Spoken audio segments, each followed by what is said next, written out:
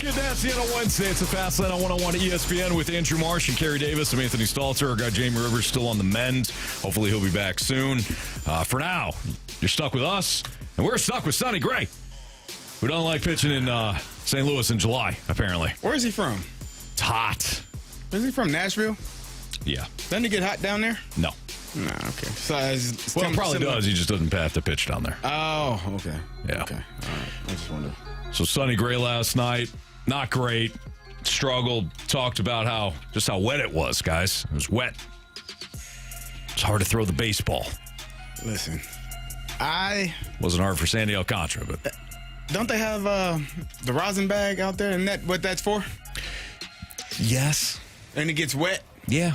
And you hands get a little slick. Mm-hmm. Go back there behind the mound after an out or a hit. Dry off. Toss it up in the air. Mm-hmm. Both sides of your hand, up your forearm if need be, so you don't keep sweating down. That's what it's for, right? Yeah.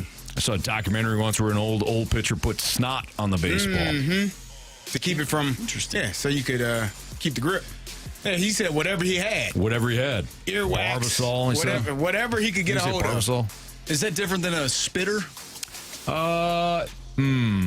Probably in the same category, but different. Mm-hmm. Yeah. You know what? In all honesty, Sonny Gray saying like, "Yeah, I had trouble gripping the baseball." All right. He was honest about it.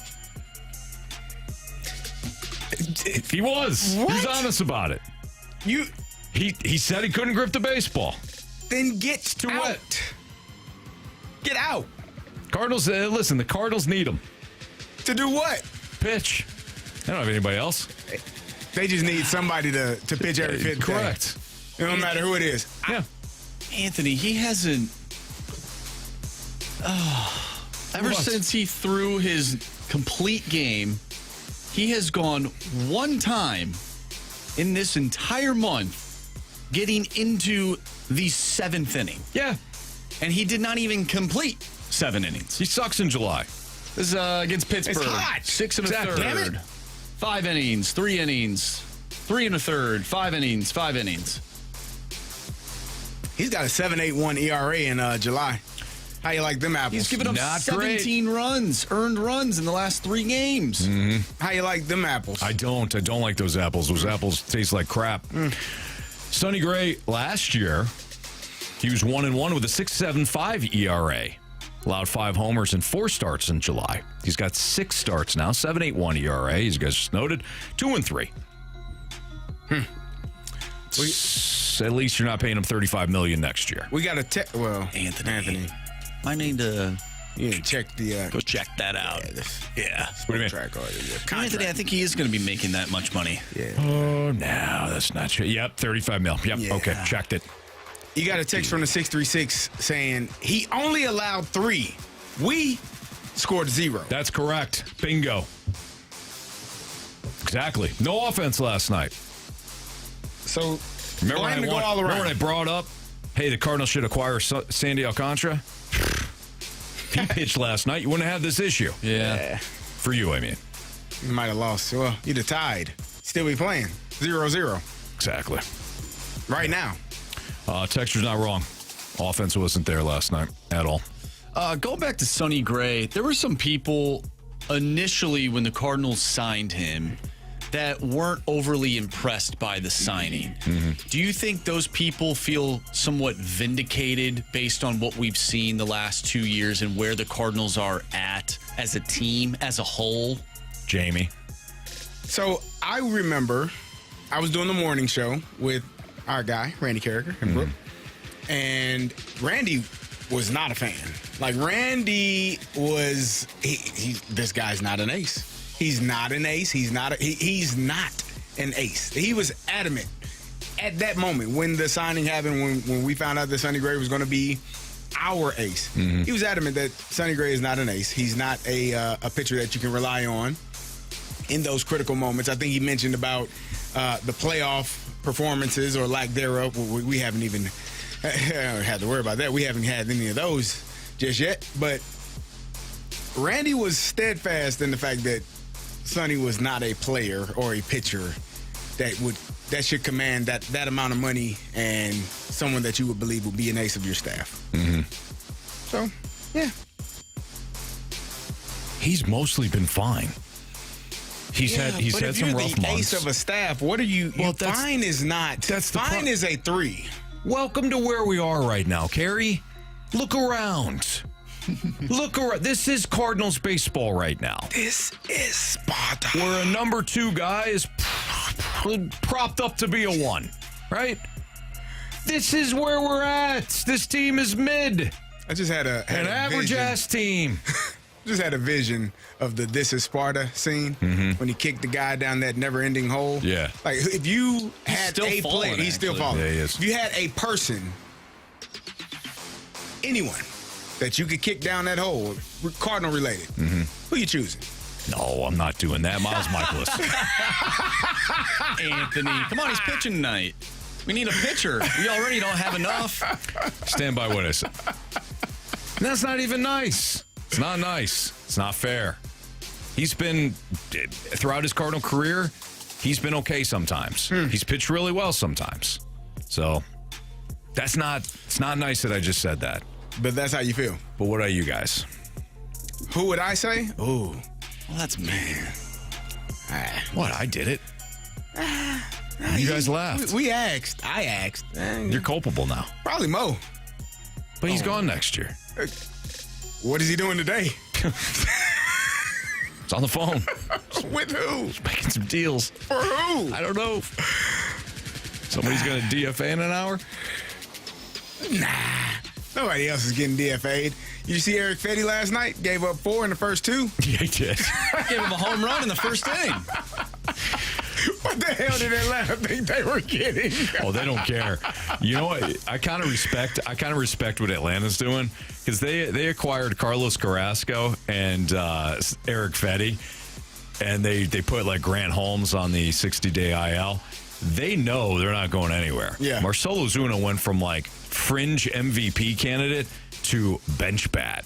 Ozzie Albies is in the midst of his worst season as a pro. Ronald Acuna Jr. just got placed on the IL. Yeah. They know they're fast laned. So they're just going to say, give us all that mid pitching. We are not. Give us all that below average pitching, and we'll just submarine this season. We'll get a decent draft pick, and we'll try again next year. I don't blame what the Braves are doing. They're self-aware. Should are the Cardinals self-aware? 2, do you think the Cardinals should do the same thing, or do you think that would even further the fan base from really respecting this team? What do you guys? Does everybody just want to be stuck in the middle constantly? No, Marsh? no. I think the Cardinals have been kind of steadfast in that middle, because you talked about it. The division was not something that you felt like was something you need to worry about. You didn't have to worry about the Cubs for so many years, the Brewers, the Reds. Like, you never worry about the Pirates. So the Cardinals just kind of, if we just ride this wave, eventually we'll fall into a division championship. You're the 4th best team in the division right now. And I thought about this the other day. Like, this notion that, you're only 4 games out of the wild card. You're telling me 4 teams from the Central Division are going to get into the playoffs? No, probably not. Let's stop with that. Like, let's 3 teams might, but not 4. But not 4. Let's stop with that notion that you'll get 4 teams, because you're not catching the Cubs or the Brewers. Yeah, I don't know that you're even going to catch the Reds. Like, there are not going to be 4 teams from the NL Central in the playoffs. So this whole notion, we still got a chance. No, you don't. You're in the same position you were last year. You're not playing well. You're not. Let's just stop. You're not playing well. If they were playing well coming out of the break, this might be a different story. They're not playing well. They're 55 and 54. The run differential's -7. They're a 4th place team. They don't have pitching. And somebody said, hey, somebody looked up the numbers. I think when Gray starts and they got all the offense is to blame. I don't care. Well, like, as soon as we start to criticize one player or one aspect of this team, somebody comes flying in off the top rope to say, well, yeah, actually, the offense is blah, blah, blah. It's all the same damn team. They're not good enough. Tonight, they might score 9, they might give up 10, and then we're like, well, the pitching. Guys, it's an inconsistent team. Mm-hmm. This is what you get. You're 55 and 54. Some nights the offense sucks. Some nights the pitching sucks. Some nights the bullpen sucks. Some nights the defense sucks. Some nights Fredberg's not giving all he has. Nah, Fredberg, he's a Hall of Famer. Yeah, Fredberg gives it all every single night. That hot-ass suit, it's 150 degrees outside. Come on. You brought up, do I like my favorite team being in the middle? No, I don't.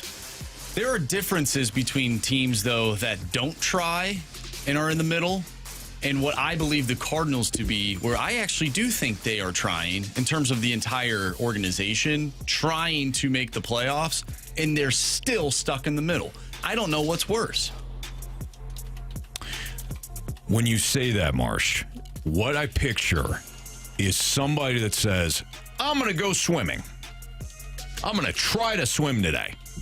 And they go out to the water, and they just kind of wade in there, right? And they just go into the water, and then they dip down to the water, and then they pop back up, and they say, that's good today. That's their version of swimming. Yeah. I was in the water. What did you want me to do? And wanted you to swim. I was underneath the water for a little bit. Went underwater. We're good.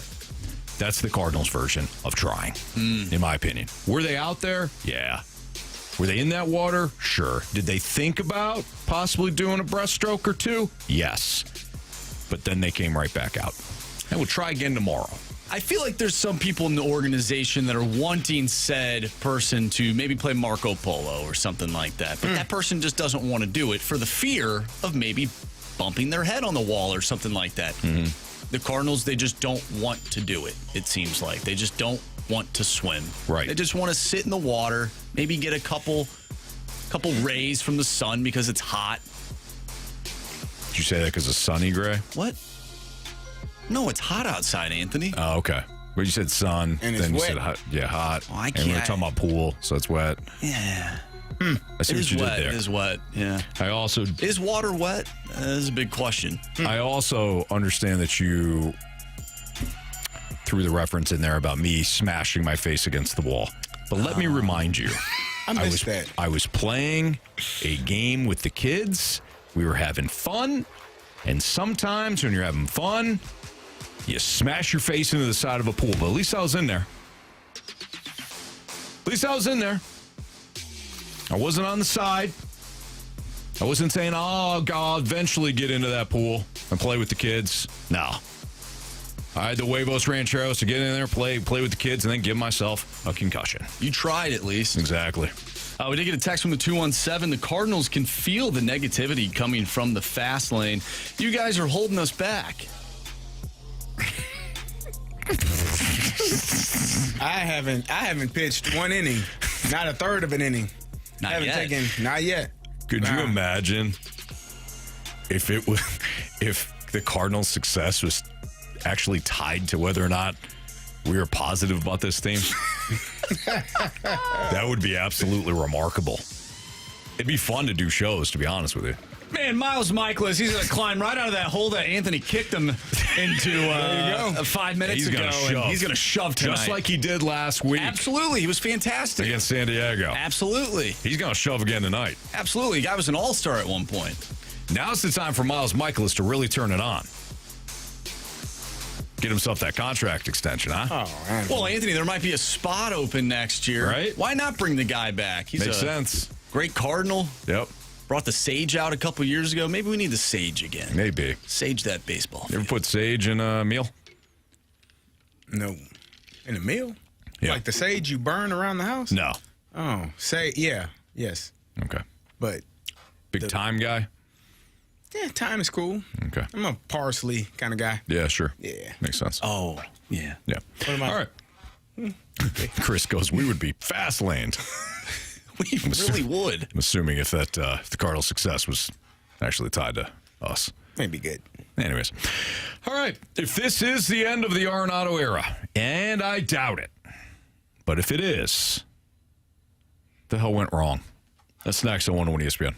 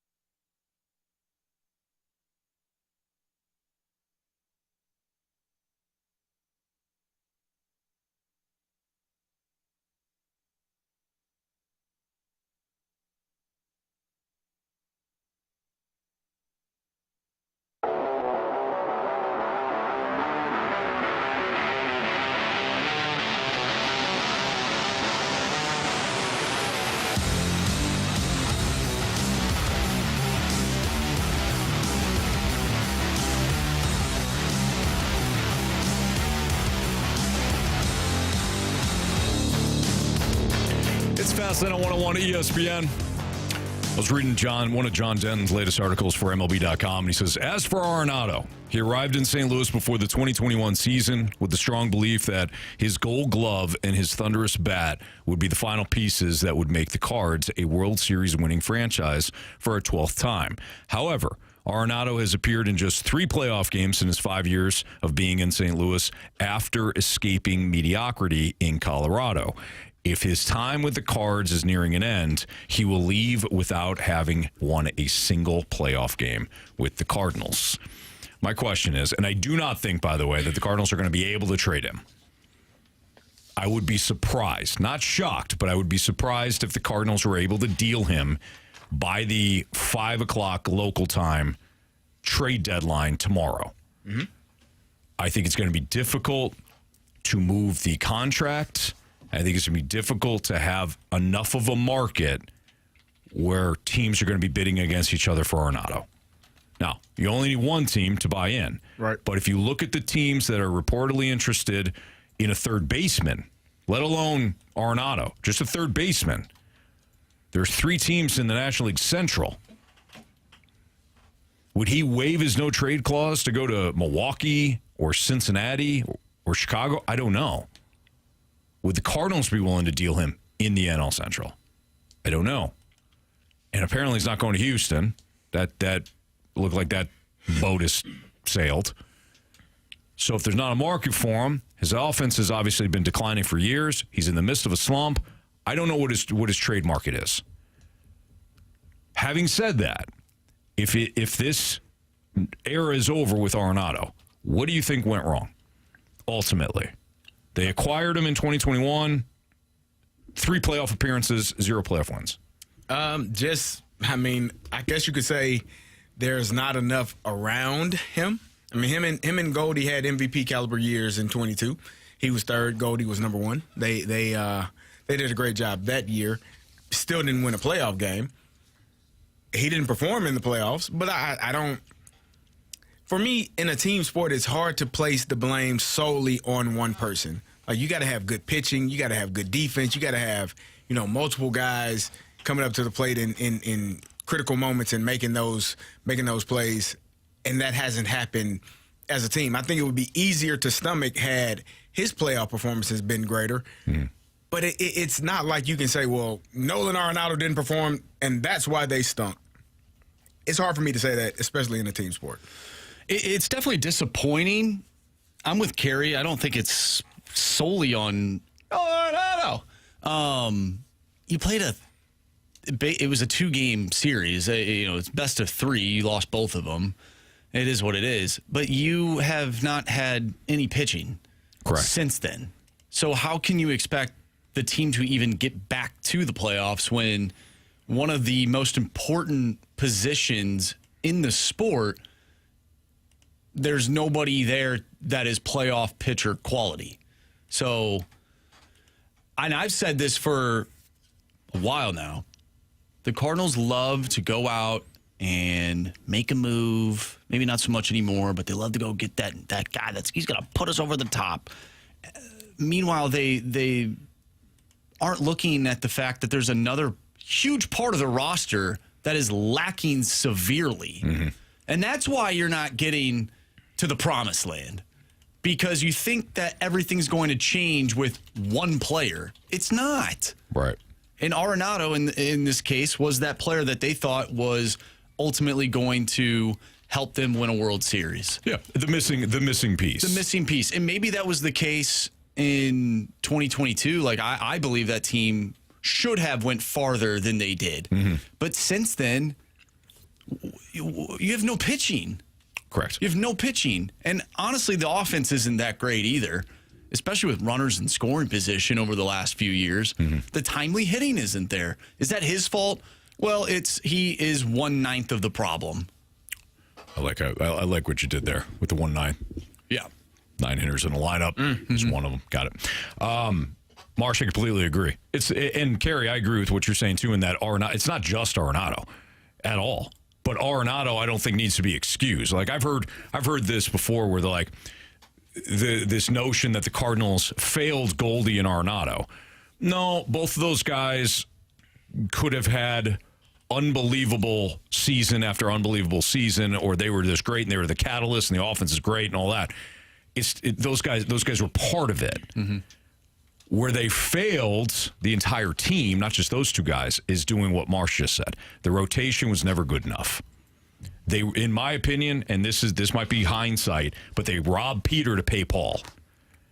They took out of their pitching depth to bring in guys like Goldschmidt, Arenado, Ozuna back in the day, and it really started, in my opinion, with Ozuna. But they did not invest enough in their pitching because they so desperately wanted offense after the 2019 NLCS collapse.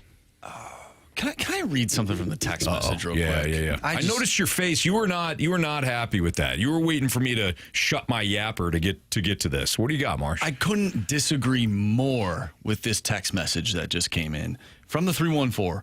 Cardinals had enough in 2023 and 2024 to make the playoffs, but Arenado and Goldie were the primary reasons that the team failed. It's on him. I couldn't disagree more with that. 2023 when they won 71 games. Wow. That year? Wasn't that the year? Yeah, I think so. Did they say 24? 23 and 24. It was last year and the year before. So you're saying the starting pitching was good enough the last 2 years for Arenado and Goldie to carry the entire team? That is what the text message just basically said. Okay. All right. Yeah, we're just going to have to agree to disagree on that one. Very well put. Yeah. I really don't know how it's to answer that. I don't know what to respond with. You didn't have enough pitching.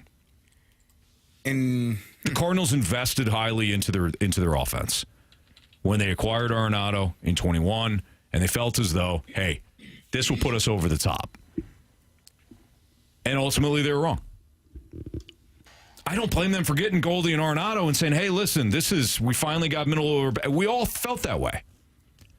But if we're going to look back, if this is coming to an end with Arenado, and we look back, Carey and Marsh, 21 to now, the pitching wasn't good enough, and you missed the postseason in what, 3 of those years? If they missed the postseason this year? Yeah. And that ultimately was the nail in the coffin for the Arenado era. And really the Goldschmidt era, for that matter. And Goldie won an MVP. Right. I mean, first of all, I agree with you what you said to start this segment off. I don't think Nolan Arenado is going anywhere, so I don't think this is the end of the era for Nolan Arenado. I think he'll be here for the rest of this season. Looking at stuff online, they're saying they still have not. St. Louis continues to make calls on Nolan Arenado, but no substantial traction has formed. That's from Katie Wu. Like, there is. He's not going to get dealt. He's not. No. Nah. I mean, no. It's just, now we just play a waiting game to see if the Cardinals trade Helsley, if they trade Maton, if they trade Matz. They were talking about John King potentially being traded. He looked like his oblique last night. Who knows, man? It's going to be who really knows. Who's knocking the door down for John King? Either way, though, you're not. If you don't trade him, you're stuck with him, and that's another year that you have a blockage at third base. I don't think there's a blockage anymore. I think Nolan Gorman has shown you who he is. You accept it, and you probably are ready to move on from that. And not move on in terms of DFA him, but you're not pressed right now as you were to start this season off to get more at bats for Nolan Gorman. I agree with that. Like it is what it is with Nolan Gorman. Yeah. You're either hurt or you're unable to hit the ball successfully all the time or for the majority of the time. There's no pressure for me to get you into the lineup. What about Sajaci, though? Same. Now, I don't think you've seen enough of Sajaci to form an opinion, especially with the way the weather hit another home run yesterday. Yeah, not really. I think when you're looking at Sajaci, no, he's 23 years old, so no, I don't think we've seen enough of him.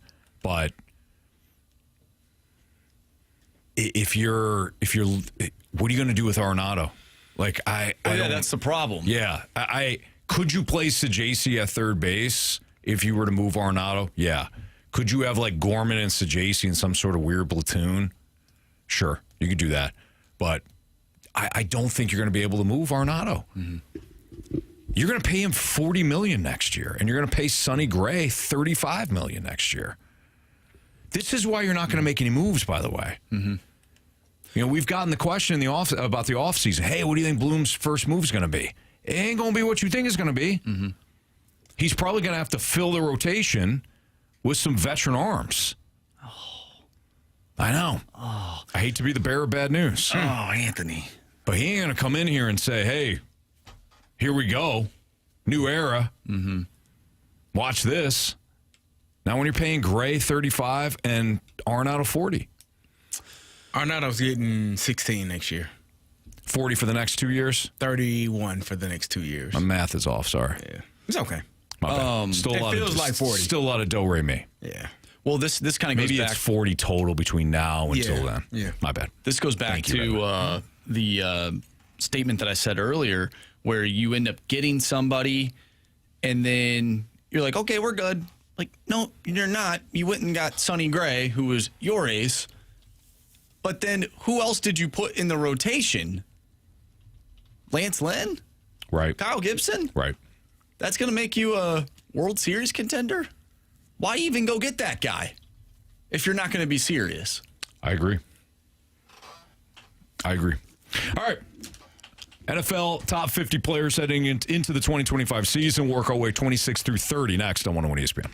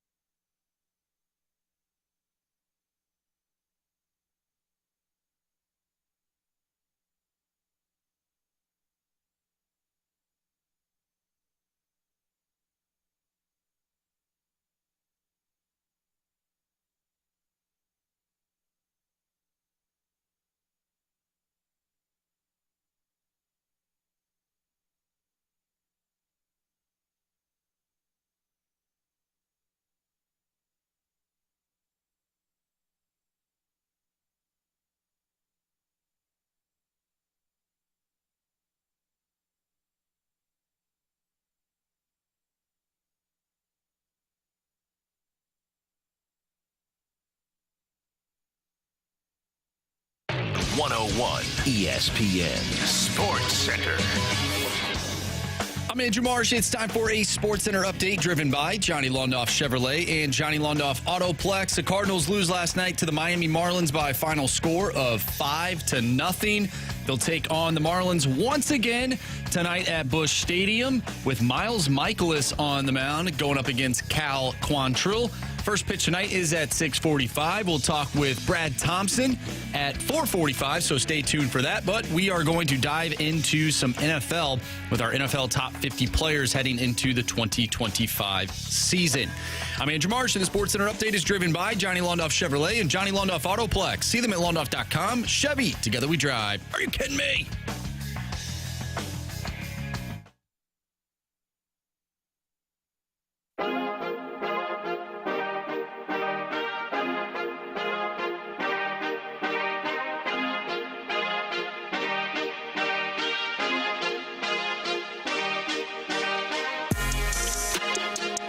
It's Fast Lane on 101 ESPN. We've been working through this PFF.com article, NFL Top 50 players heading into the 2025 season, and we're 26 through 30 right now. Number 30, Cam Hayward with the Pittsburgh Steelers. Is that a little high? He's a little long in the tooth. I like Cam. Cameron. So he's the son of the former Atlanta Falcon. Yeah, Craig Ironhead Hayward, the late great Craig Ironhead Hayward. I interviewed Cam one time. Good dude, really good dude, good player. I don't know if he's 30 though. He does make a difference on that defense. I mean, we talked about T.J. Watt and Alex Highsmith, how much pressure they bring from the outside. What happens when you have two rushers that can get to the quarterback on the outside? They got to step up in the pocket, and Cam Hayward is usually there, benefiting from having T.J. Watt on the outside. Him at a number 30 in all of football, it seems a little high. I mean, like I said, I think he's a little bit older. He's a little bit older of a player and been around for a while. So, but yeah, I would probably. I think there are, but then again, I'm trying to think of other interior defensive linemen that really make Jeffrey Simmons. For me, he's a monster. One of the top interior defensive linemen from Tennessee. He is a man child, and you stay away from people like that if you can. And I don't know where he is on this list. I'm assuming he's higher. I haven't looked at the entire list. Yeah, that feels a little high for Cam. I mean, Chris Jones, obviously. Chris Jones is another one. Yeah. With Aaron Donald retired, the list at the top might be a little bit smaller. Yeah. But yeah, I would say Jeffrey Simmons. I would say Chris Jones. I would say Cam Hayward certainly in there. Maybe a Jonathan Allen. Okay. But not this high. Yeah. The next player on this list I think is a little high too is Chris Lindstrom, and he's an excellent guard. But I don't know if he makes like individually. I think he's one of the best guards in football. He's an Atlanta Falcon. You should be happy about that. I'm very happy about it. I don't know if he makes the impact that Max Crosby does. Like I think for the entire offensive line, yes. But when you start to go with, I mean, even excellent left tackles, with the way that defenses now will move around their top pass rushers at times to try to get the matchup they want. I think the entire offensive line should be its own category. Well, I think there are especially left tackles. There are some guys that are standouts. It's hard to be a standout on the interior unless you are just like a Larry Allen dominant type of player where people don't even want to line up in front of you. You know you're going to be moving bodies left and right.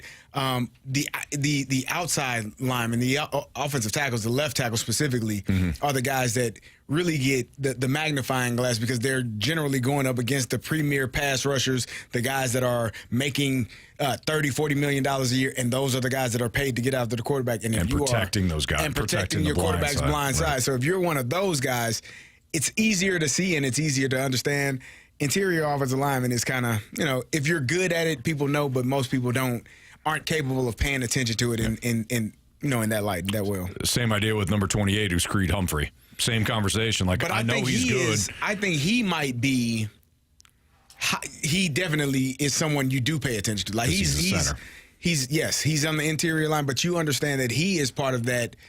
What makes that Kansas City offense go? Like those guys up front have done a pretty good job, except for the Tampa Bay Super Bowl, which is the one that comes to mind, and the AFC game against the Bengals when they just dropped 8 and rushed 3. Like, those are the only 2 times that I can remember. Last year's Super Bowl, too. Last year's Super Bowl, that's another. I could definitely skip past that one. That Eagles defensive line took it to them. Yes, that Super Bowl as well. So 3 games in, 6 years that you can say they got really outmanned and outmatched. Creed Humphrey does a great job in the interior, keeping Patrick Mahomes up clean and keeping him okay. 27, Patrick Surtain, no issue there. That's weird. You think he's too? He's the defensive player of the year, Anthony. So too high. Hell yeah. Or too low, I should say. Too low. Why would he be? Why is he there? I don't know. And he's the defensive player of the year. That means he was chosen to have a greater impact than all of the other defensive players that we're going to find out. I mean, there are other cornerbacks ahead of him, and you have him lower. Like that's nonsense. Yeah, that's shocking to me. I agree.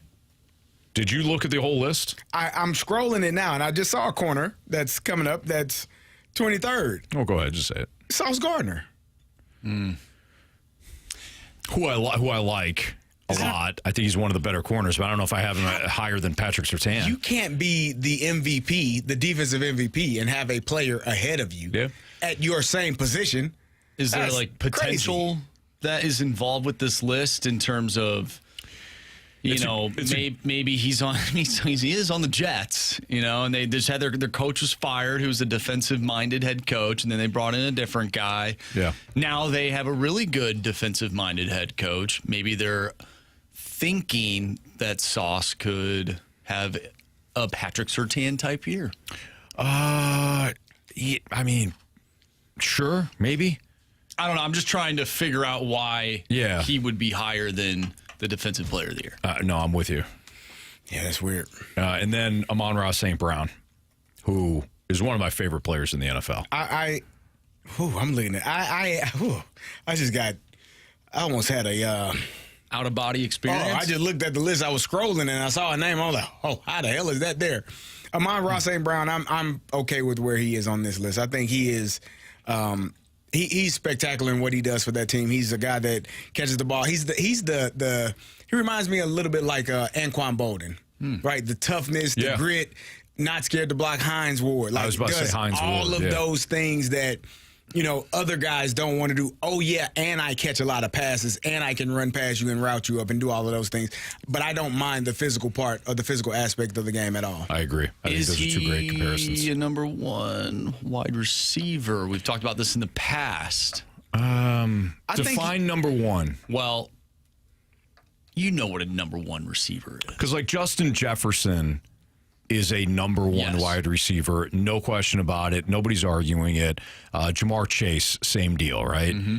Is Amon-Ra St. Brown similar to Justin Jefferson and Jamar Chase? I would say no, but he's also asked to do different things. Mm-hmm. Like Justin Jefferson, you are throwing to Justin Jefferson, like Kirk Cousins, Kirky football one time, threw to Justin Jefferson with the game on the line. There's four people around him, and Justin Jefferson came down with one of the best catches we've ever seen. And then he decided not to do that in the biggest game of the year. Well, when you got to check down and T.J. Hawkinson, when you need to 11, you check down to 3 to the big tight end, you'll be fine. Anthony was 4. Come on. Okay. Don't short him. So, is he a number 1? I mean, he's within that offense. I think he's your go-to guy, but I can't put him in the same category as those 2 guys. When I'm thinking of like number 1s, I'm thinking of guys that no matter what team they're on, they would be the best receiver. And I think there are only a few guys when you say that. That's Justin Jefferson. That's Jamar Chase. CeeDee Lamb probably fits into that category. What about A.J. Brown? A.J. Brown, Puka Nacua, in my opinion, probably fits into that category as well. Maybe not Puka, but definitely A.J., Justin, Jamar, and CeeDee. If there's tiers, I would say Puka is closer to Amon-Ra St. Brown. Yeah. Than he is to a Justin Jefferson. Yeah. I agree.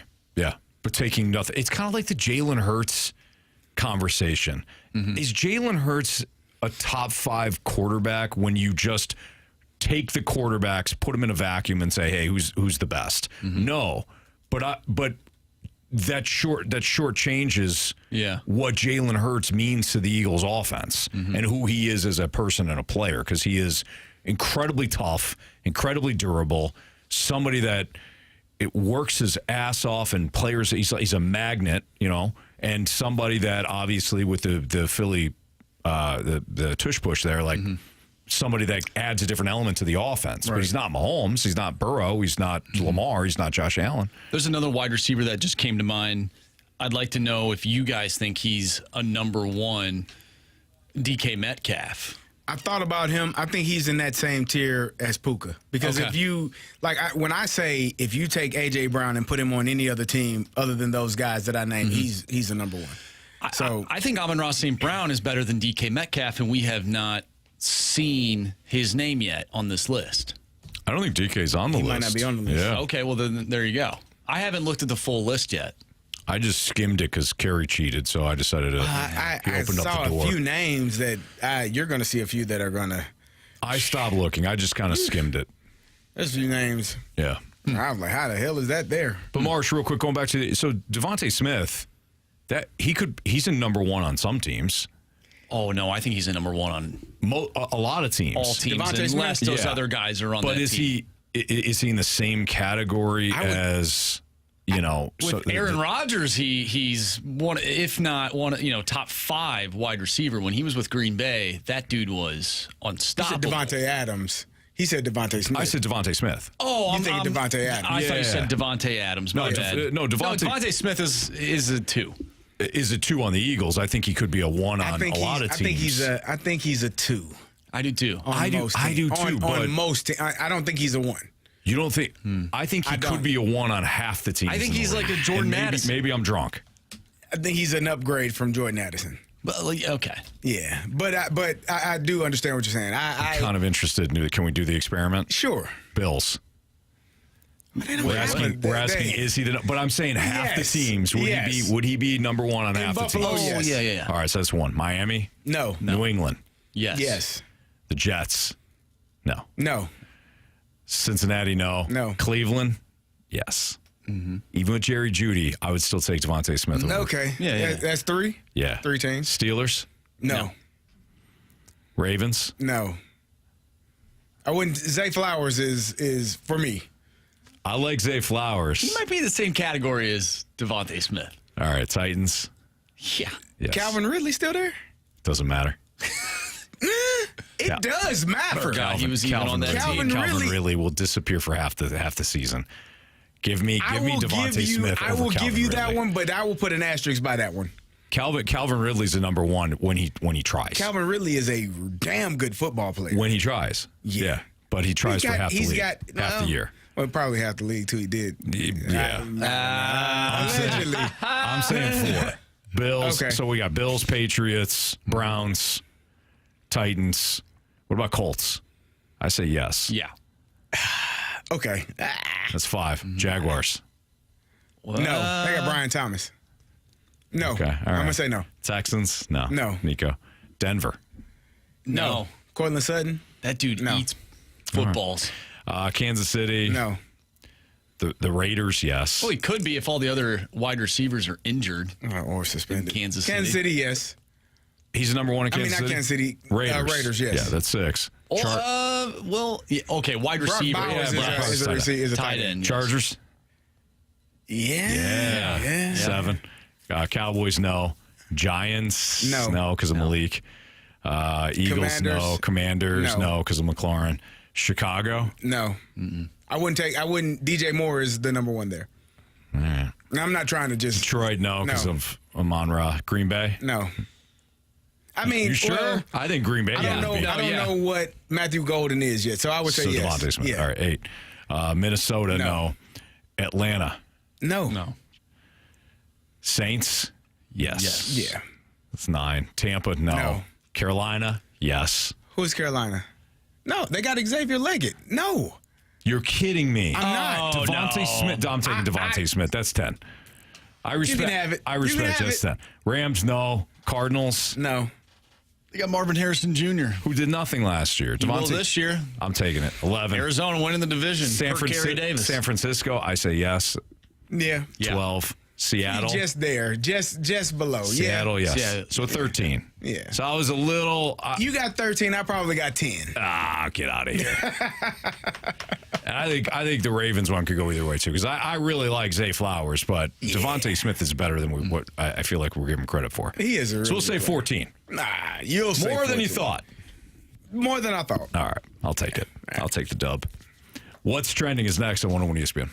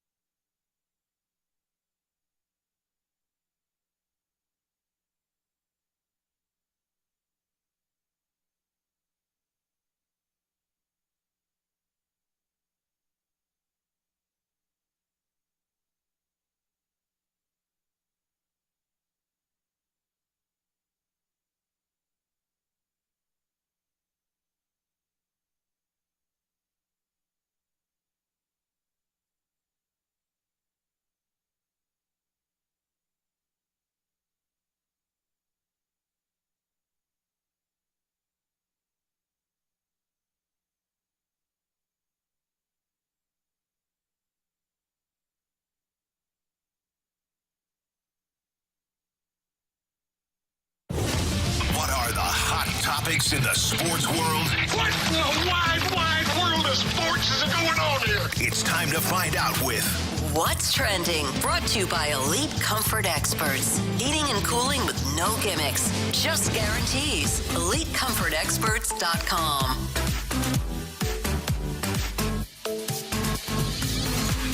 Welcome back to the Fast Lane here on 101 ESPN with Anthony Stalter and Carey Davis. I'm Andrew Marsh, and it's time for What's Trending. Anthony, you found a little nugget earlier today while we were in the office on the greatest team ever in Los Angeles in the year 2002. That's the LA Angels. Oh, wow. Yeah. You had to bring up 02, didn't you? Yeah, the old haven't rally been- monkey. Haven't really been a good team. Oh, they've tried. Yeah, they have. They've spent. They've tried. And But, it sounds like they're trying now. yeah, a little bit. I thought this was interesting, guys. And I know where I stand on it, but I just wanted to throw it out to some Cardinals fans. Angels acquired veteran relievers Luis Garcia and Andrew Chafin from the Nationals. And they acquired those two players for two minor leaguers as they push to end their decade-long postseason drought. Do you guys know what the Angels' record is currently? Are they? You want me to guess? Just 50, above 50 or and 54, okay, somewhere around there. Marshy. I don't know how many games they've played, but 54 and 56. You guys are very close. 53 and 55. Okay. So the Angels are 2 games below 500. They are 4 games out of the last wild card spot, and they are buying. They're buying low because they're buying some relievers, but they are a half game ahead of where the Cardinals are at 4.5 games out of their NL wild card chase. All right, let's go. Does Cards. this Cardinals are buying, it sounds like. well, Yeah. again, I know how I feel about it, but for you guys, when you hear that, and the Angels are trying to end their postseason drought, which obviously is much longer than the Cardinals' postseason drought, but they're buying, and they're not even 500. How do you guys feel about that as a Cardinals fan? The Angels are. I think those are different circumstances. When last time the Angels were in the playoffs? Oh boy, 20, I can tell you right now, 2014. 2014. So 11 seasons. Yeah, no, they should be buying. If you have a chance to go for it. Now they also are minus 63 in run differential, so maybe they need some pitching to assist with run suppression. Maybe we start there. Yeah, I don't have a problem with it. Do I think the Cardinals should do it? Hell no. I think if you look at the Angels and say, you know what, guys, I was thinking, man, the Angels are still buying. We should too. Yeah. That'd be a dumbass idea. Be a dumbass idea to do that if you're the St. Louis Cardinals. Yeah. Just one man's opinion. You can take it for what you want or don't take it at all. But that's how I feel. So Marsh, I feel, is the more. You are rational. You are a rational fan. Yeah, Sometimes you do bleed into the irrational fan with the Sometimes. Cardinals. Sometimes you can become like you lose your mind and you're floating out there, and sometimes we have to rein you in. Someone from the Snake Pit earlier called me a serial killer. Yeah, I saw that. I think it was James. I did not correct him. So sweet voice, James. I think it might have been. Yeah, I think it might have been. That guy. Yeah, any decision that the Angels decide to do, I just know that the opposite's probably the correct one. Probably. Yeah. So, All right, so we're on the same They're page here. trying. At least they. So, but you have to, though. You have Mike Trout. Like, you Because- have to get that fan base engaged as best you can. They have spent money on players. It has not worked out. But it's been a long time, we just established, since they've made the playoffs. I'm going to say I something. don't know what the other years have looked like in terms of how close they've been at the deadline. I would assume that this is probably one of the closer points in the in the standings that they've been come deadline time. So I understand what they're doing. I don't think they're going to make the playoffs, but good luck to them. I'm going to say something, and I'm sure we're going to talk about it here shortly. The ownership group in Los Angeles, the Angels of Anaheim, they're trying. And that's Carey. all you can ask for. Wow. They're trying. Is that what you're doing right now? They are trying. They said, So you know what? But you just said that the Cardinals doing it would be a dumbass idea. So would you indicate that they're not trying? Are they trying? I think the Cardinals are trying? I think they're trying to recorrect. Yeah. I think they're trying to redirect their franchise. Redirect. Don't look over here. I know what you. No, don't look over here. No, they were. The Cardinals have been a ship that has been blown off course, and now they're trying to course correct, which is going to take some time. But I do think they're doing the right thing. I think the Angels and their ownership group is tired of losing, and they are trying to put together a winner. Yeah, they just An don't know angel how. winner. They just don't know how. That's the problem. That's what I said about the Cardinals for the last X amount of years. I feel like the Cardinals have been trying. They just aren't doing a good job Yeah, at building a real competitive team. they've been trying-ish. No, I honestly think they've been trying, and what their version of trying is. Yeah. Everybody's got a different version of what trying means, Yes, right? yeah. We established that was Kind of like it's like kind of going to the weight room, right? And you're under the bench, and you could probably put some more, maybe not plates on there, but you could put some more weight on there, and you're like, you know what, I'm good. This is fine. That's the card. That bench guy, That was me in the weight room yesterday. or bench gal. That's the Cardinals every year. Yeah. Could they put more weight on? Could they push themselves? Absolutely. Will they? No, of course not. They don't know what a PR is. Don't want to be too sore How tomorrow. do you get better? exactly? You don't put more weight on. Well, we'll Anthony. just do more Cardinals reps. don't believe in progressive overload. We'll do more reps. Slow weight, more reps. Yeah, trying to get fit. By the way, the Angels, in my opinion, as they're trying, this to me is like your drunk friend at the end of a night at the bar, and they're like, you know what? I'm going for it. And they point to somebody, and that is way out of their league, and they're like, I'm going for it. Like, you're going to strike out. You have really nothing to lose. Your ham's sauced. They're going to say no, but go for it, pal. I appreciate that. Yeah. That to me. That's how I feel. Even listen. They need the Riz The walk. answer That's is what they they need. do. The answer is always no if you don't ask. Yeah. You got 50-50 chance in life. You got a 50-50 when you're shooting that shot. It's only two answers: yes or no. Right. There are no other answers. Yes or no. It might get maybe later, but not right. So that's essentially a no. Who are they asking, though? That's the. Doesn't matter. So that's you the have part of it. to- if That's you- the picture I'm trying to paint. If you don't shoot that damn shot, the answer is always no. Very true. Yeah. Yeah. All right. Well, good luck to those drunk Angels. Good It's job. Fastlane on 101 ESPN. Carey, would you like to tease this next segment? Yeah. Since you since you posed Just it. watching baseball, man, is becoming frustrating for this lifelong Cardinal fan. And so are the DeWitts ruining Cardinal baseball? We'll talk about it next on 101 ESPN.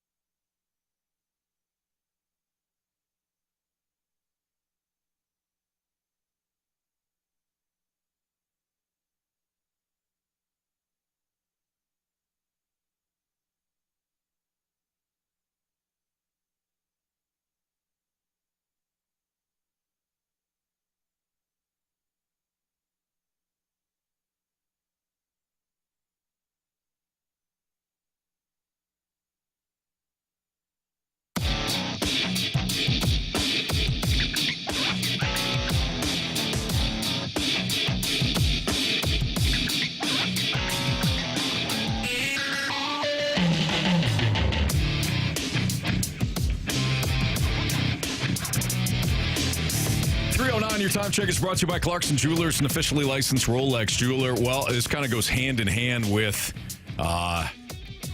some bad numbers when it comes to the Cardinals.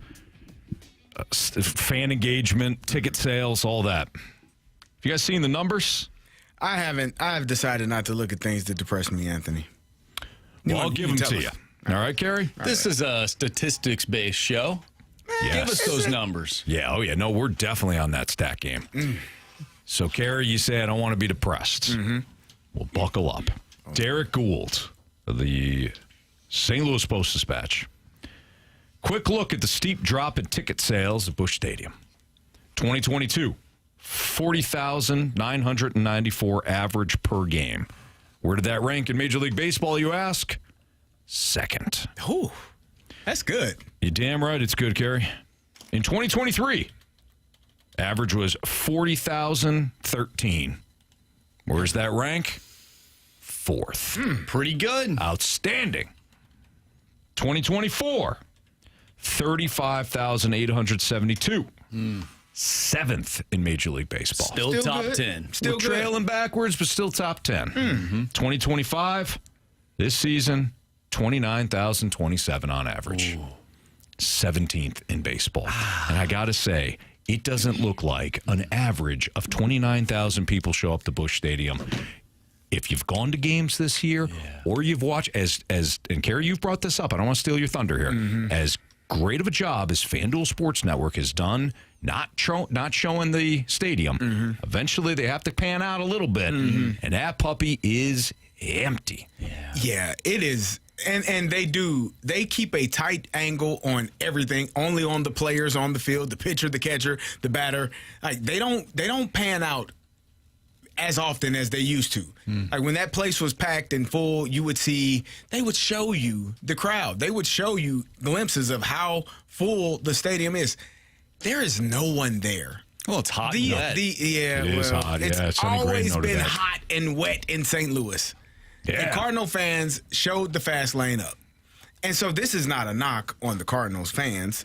This is not a knock on people not attending. Last night's attendance, paid attendance, was like 20,000. There had to be 12,000 people there. When they did accidentally, and I'm sure it was not intentional, pan to the crowd, there were no seats with butts in them. And so for me, Well, they're standing like down at Energizer Park, right, Anthony? Oh, yeah, definitely. Wasn't any seats with butts in front of them either. No seats taken. None taken. Seats open.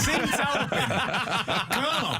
Seats open. Plenty of seats open. Plenty of seats open. Not taken. You can show up and sit wherever you damn like. You can bring some bubblegum shrimp if you want. Don't matter. Please. You'll just pack a cooler. And thank you. It is so frustrating. And I said this earlier as a joke. I made the joke about being a Dodgers fan. Like, I did enjoy watching them win the World Series. I thought it was awesome that they were playing the Yankees. I thought it was just a historic moment and the Dodgers would come out on top. I honestly feel like I should be a Dodgers fan. I joke about it. I hate that for you. And I know you. people, Carey's really a Dodger. I grew up as a Cardinal fan. I have been a Cardinal fan my fandom lies with the St. Louis Cardinals. Like my father was a St. Louis Cardinals fan, like diehard. Like, I still remember him calling me when David Freese hit that home run. Like, the sound in his voice. Yeah. I can hear that. Like, I am a Cardinal fan but watching this crap, and crap is the best word I can say because we will get fined if I say what I really want. But The product, not the people. The product. Yes. Some people. Anthony. Just saying. Some, like, it is crap. And we are forced. This is our damn job. You know, we have to talk about. I came in today. Listen. We're victims. I need a class action lawsuit to help pay for what I've gone through. This is ridiculous, man. And I gotta sit here and I hear the DeWitts blame the Cardinal fans for saying, "Well, you're not showing up. How we can't make a living." I don't count nobody's pocket. Nah, that ain't my thing. Some people have a lot of money. Some people have a little money. Some people with little money have better lives than people with a lot of money. Amen, brother. It is what it is, and everything in between. But to blame fans for not showing up for this product that you put out there every single day, and this is not a knock on the players, it's not a knock on the coaches. Those people are doing the best job that they can with what they have, but it has to be better. And in order to be better, you have to spend more money. And in order to get butts back in seats, you're going to have to spend more money. You cannot sell me on the fact that we can't pay anybody because you ain't showing up. You ain't never going to pay nobody then because ain't nobody going to show up to that crap. And nobody wants to hear your ace talk about it was too wet. Yeah. What the hell was Sandy Alcantara dealing with? Well, he was dealing with the same thing. It's the same weather, isn't it? Does it change in the top of the ninth, in the top of the inning, as opposed Cardinals to the didn't bottom? get any runs last night. Don't you be blaming Sonny Gray. I'm telling you what I don't want to hear. As a lifelong Cardinal fan, I don't want to hear no excuses. I don't want to hear about no fans showing up, so I can't pay anybody. Do your fast lane job and fix it. Yeah. Well, other than it being hot and wet, pretty solid outing. Oh, yeah, no, definitely. Absolutely. Yeah. You going to the Miles Michaelis route? Well, yeah, I mean, yeah. It's baseball. He is pitching. I'm going to read some of these. It's baseball. I'm going to read some of these comments from the Snake Pit. Dr. Xander said that is a dramatic drop-off in 1 year. Absolutely. Splashback Deuce says spite is stirring? Strong? I think strong was strong. That's what it was. Spite is strong in this city. Dewitt said they know they'll always get $3 million plus a year, then crap on us for holding out. Amen. Master Sin, it's a reflection on ownership. Speak it, CD. Tenacious Dasher says, reminds me of what Kroenke did before the Rams went back to L.A. I said the same thing earlier. Yep, you did. I said the exact same thing. You don't put a product out there and then you blame the people. Who in the hell is going to show up to a restaurant that has roaches? Not Who me. is going to show up to a restaurant that doesn't have clean plates or clean silverware? Nobody. Well, I can't clean the plates if you don't show up. Clean the damn plates and get the roaches out of the damn building, and I'll come eat if the food is good. Right. Ryan Crawford. Preach, CD. Hey. And you guys have been at odds for a long Ryan? time. I ain't seen Ryan in a while. Let's see here. Sir. Chris says, sounds like they wasted the mound, watered the mound every time he came out to pitch. MD 2020, great point. It's a shame nobody wants to really give the owners credit for making money. Think about the big guys for once. That's a good point, MD 2020. I was thinking about this earlier. Do you think that we saw this coming back in early 2010s when they decided to not do everything? Maybe they did. But do everything in their power to keep Albert Pujols in St. Louis? Ooh. Do you think those are correlated by any means? Like that was the genesis of us knowing, like, ooh, they might not. It's a tough question. It is. From what I understand, so Albert left the year, I think the year before I got into radio here. From what I understand, the offer was there, wasn't as high as the Angels, and they had a budget, and like that was it. So maybe that is to what you're saying, Marsh. It's Albert Pujols. But I don't know if you can retain. I don't know if they would have retained Adam Wainwright and Yachty or Molina. That's fair. I don't know. That's fair. But I guess to your overall point, but it's Albert shouldn't Pujols. They keep everybody? Those are your three guys. Yeah. Shouldn't you shell out? Nah, just bring them back in 2022 and you don't have to pay them a bunch and have all Honestly, the fans that show worked up. out. It did work out. The Cardinals got the best of Albert Pujols' career, both in the front end and the back end. I got to be honest. It wasn't. That one didn't necessarily cost them. It is what it is. Well, they kind of fell into that one. If there's a giant hole, they totally did. and Albert was in the hole at the bottom, or he's floating in the hole because that's Albert. he's Albert Pujols, he would have caught them before they fell for. Good call back there. Yep. Good call back. Yeah. Ryan Crawford did say, "Hey, been busy, new job. Love you guys. Watch what you say to so much. Remember who signs your paycheck." Oh. Yeah. Ryan. Hey, listen. Yep. Damn Cardinals pay. They're gonna be pissed at us for holding their water and not doing a good enough job in this segment. We had some people chiming in saying, letting Albert walk was actually a smart move. Yeah. And I think it obviously, was.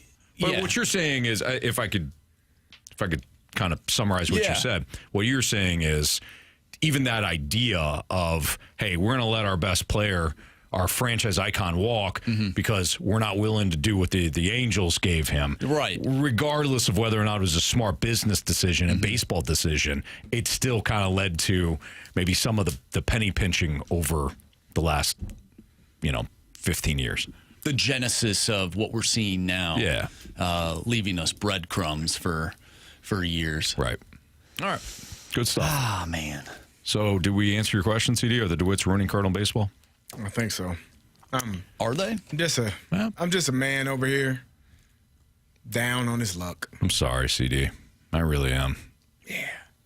Do you know what will make you feel better, though? No matter what, the DeWitts are going to make some money this year. The value of their organization is going up, playoffs or not. Good for them, man. Yeah. Good for them. All right. Marsh, do we have a lineup?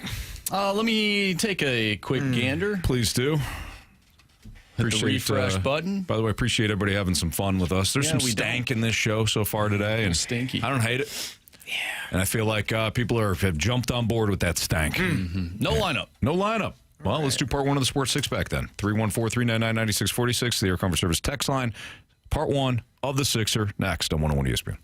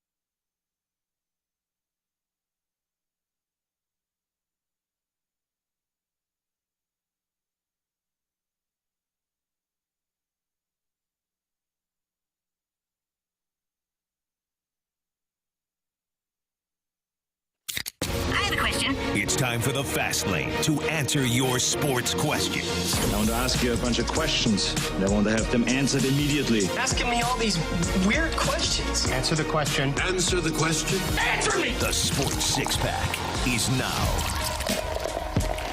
Time for the Sports Six Pack, at least part one. We may only get through one question because Carey can't keep us on clock here as the driver. 314-399-9646 is the Air Comfort Service section. I'm the driver. I can't keep us on clock. That's Watching other people. That's my fault. You're asleep like Happy Gilmore. Yeah. Dude, that was one of the funniest scenes. So funny. The kids and I rewound that. Me, Kristen, and the kids rewound that. That was funny. It was my favorite scene of the whole movie. It was good. Carey, I know you haven't seen it yet, but I have not. You'll hopefully you laugh. But you all bully me into watching shows, so I guess No, we don't bully you. Yeah, you do. No, We're making talk a about comeback. me. we If make I don't- strong recommendations. I don't watch Reacher. You made me watch Quarterback, which I liked. You'll like Reacher too. I couldn't even find Reacher. I actually on did. Amazon. Is it on Amazon? I looked on Netflix. I looked on Hulu. You could have texted March and I at any I He didn't point. want to. By the He time didn't I want to. By the time I got He don't done wanna looking, watch I was like, forget it. I can't find Yeah, it. didn't really want it. He That's a doesn't good wanna call, watch it. It's on Marsh. Amazon. It's like the Cardinals. We wanted to get that top free agent, but just couldn't do it. They were asking for too much. They couldn't find him, Anthony. Yeah. But they didn't text us. Nope, not one They bit. keep texting us, you up? Yeah. We're not responding anymore. To hell with you. All right, Marsh, question one, please. Yep. Question number one. From the 217, if we have a save situation tonight, should the Cardinals give us a farewell to Hell's Bells, or should Ryan Helsley be held out to avoid potential injury? Hell bingo. no, he shouldn't be pitching. Yeah. I don't give 100%. a damn. What the hell you want me to pitch Nope. for? No, thank you, is what I... He ain't pitching the next 2 nights. Nah. This is Sorry. no knock against anyone. Yeah, but This is business. yeah, it's just business. Sorry. No, not pitching. All right. That was pretty easy. Question number two. From the 618, which of these quarterbacks are Hall of Famers? Where would you draw the line? Matt Ryan, Yes. Phillip Rivers, Joe Yes. Flacco, No. Big Ben, Yes. Russell Wilson. Yes. I don't think Russell Wilson's a Hall of Famer. I think Russell is. Nope. I think so. You have to look at so if he would have had Just because of the Super Bowl? Well, let's say this: if he would have had the second half of his career, if he'd had the first half of his career and the second half, you would say yes, because the first half was really good. You went to 2 Super Bowls, Yeah, that's won true. one. I don't know how many Pro Bowls he had. Probably 4, 5, 6 of those. Never won an MVP. I don't know if he's been top 3 in MVP voting, but if he was having that career right now, you would say yes. I think it's just the fact that it happened as you're a right. rookie and younger and earlier in his career, where he was having that Seattle team was rolling. They were a really good football team. Yeah, you're right. But Joe Flacco, I stand corrected. hell no. No, I'm No knock Flacco. against Flacco. Yeah, and Matt Ryan, I think people will disagree with that, but I mean, Matt Ryan was an MVP in 2016, Offensive Player of the Year twice, once, Rookie of the Year once, 4-time Pro Bowler. Should have won the Super Bowl, but You didn't believe enough. I didn't believe enough. It was my fault. Don't put that on yourself. Very unfortunate. Question number three. From the 314, do you think the Cardinals could benefit from Major League Baseball having a lockout? No. No, I think that the DeWitts have used COVID as an opportunity to say, I don't know what you want us to do. We're trying here, but you're not. You're not coming out to the stadium, so we can't purchase any players. No, I think they would use it even more driving the point that they're going to save. Yeah. What would be the benefit of that? They're not. That's not going to help anybody. Back to the Russell Wilson. He's been a 10-time Pro Bowler. Yes. I stand corrected. I said I was wrong. I thought it was just 6. He got double digits. I'm wrong. You're right. All right. I wasn't. That's not why I said. You're smart. I'm dumb. That's not why I did that. I he's wasn't doing it that. again. I wasn't doing that. You're handsome. I'm not attractive. No. Come on. No. Said I was wrong. All right. Part 2 of the Sports Six-Pack is next. 314-399-9646 is the Air Comfort Service text line. Still plenty of time to get into your questions here into the fast lane, whether you want to send it into the text line or maybe you want to send it into our 101 ESPN YouTube chat, which is also known as the Snake Pit. Part 2 of the Sixer next on 101 ESPN.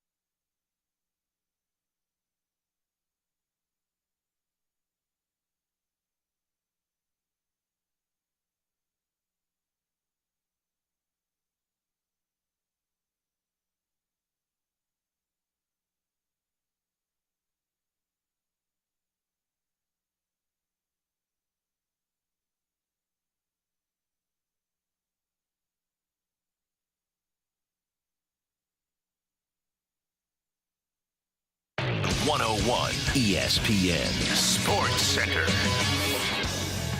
I'm Andrew Marsh. It's time for a Sports Center update brought to you by Saliga Heating and Cooling. The Cardinals take on the Miami Marlins tonight with Miles Michaelis on the mound. First pitch is at 6:45. We'll talk with Brad Thompson at 4:45, so stay tuned for that. But we have part 2 of our Sports Six-Pack coming up next, so get your questions in to the Air Comfort Service text line, 314-399-9646. Part 2 coming your way next. I'm Andrew Marsh, and the Sports Center update is brought to you by Saliga Heating and Cooling, a Daikin heating and air conditioning dealer.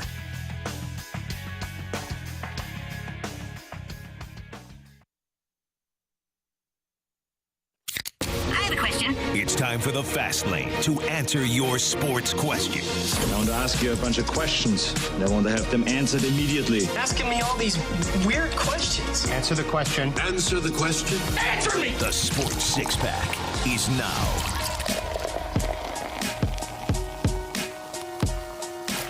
It's the Fast Lane on 101 ESPN, part 2 of the Sports Six-Pack. Coming up right now, 314-399-9646, the Air Comfort Service text line. Marsh, fire away with question 4. Question number 4. This one comes from FedEx Colton. We established earlier in the show, it is hot, it is wet outside here in the city of St. Louis. Kind of a weird six-pack question, but as you can assume, I work for FedEx outside. This is FedEx Colton. Any secrets to staying hydrated? I drink a ton of water and liquid IV, but I'm always still thirsty. What do you guys do in times like this? Pedialyte. That'll get you hydrated very quickly. Very true. Yep. Get your Pedialyte. Crack it open. Doesn't have to be cold. You can go your local convenience store, drugstore, Walgreens, CVS. Pick one. Sure. Get your Pedialyte. Crack that thing open. You'll be hydrated in no time. Yeah. Gatorade also works.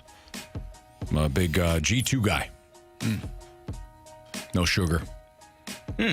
Just the electrolytes and the salts. Salt is a big deal, Carey. It's important. I think that FedEx Colton should buy one of those water propane tanks that Carey always has with him. agree. Stay hydrated, folks. It's good for you.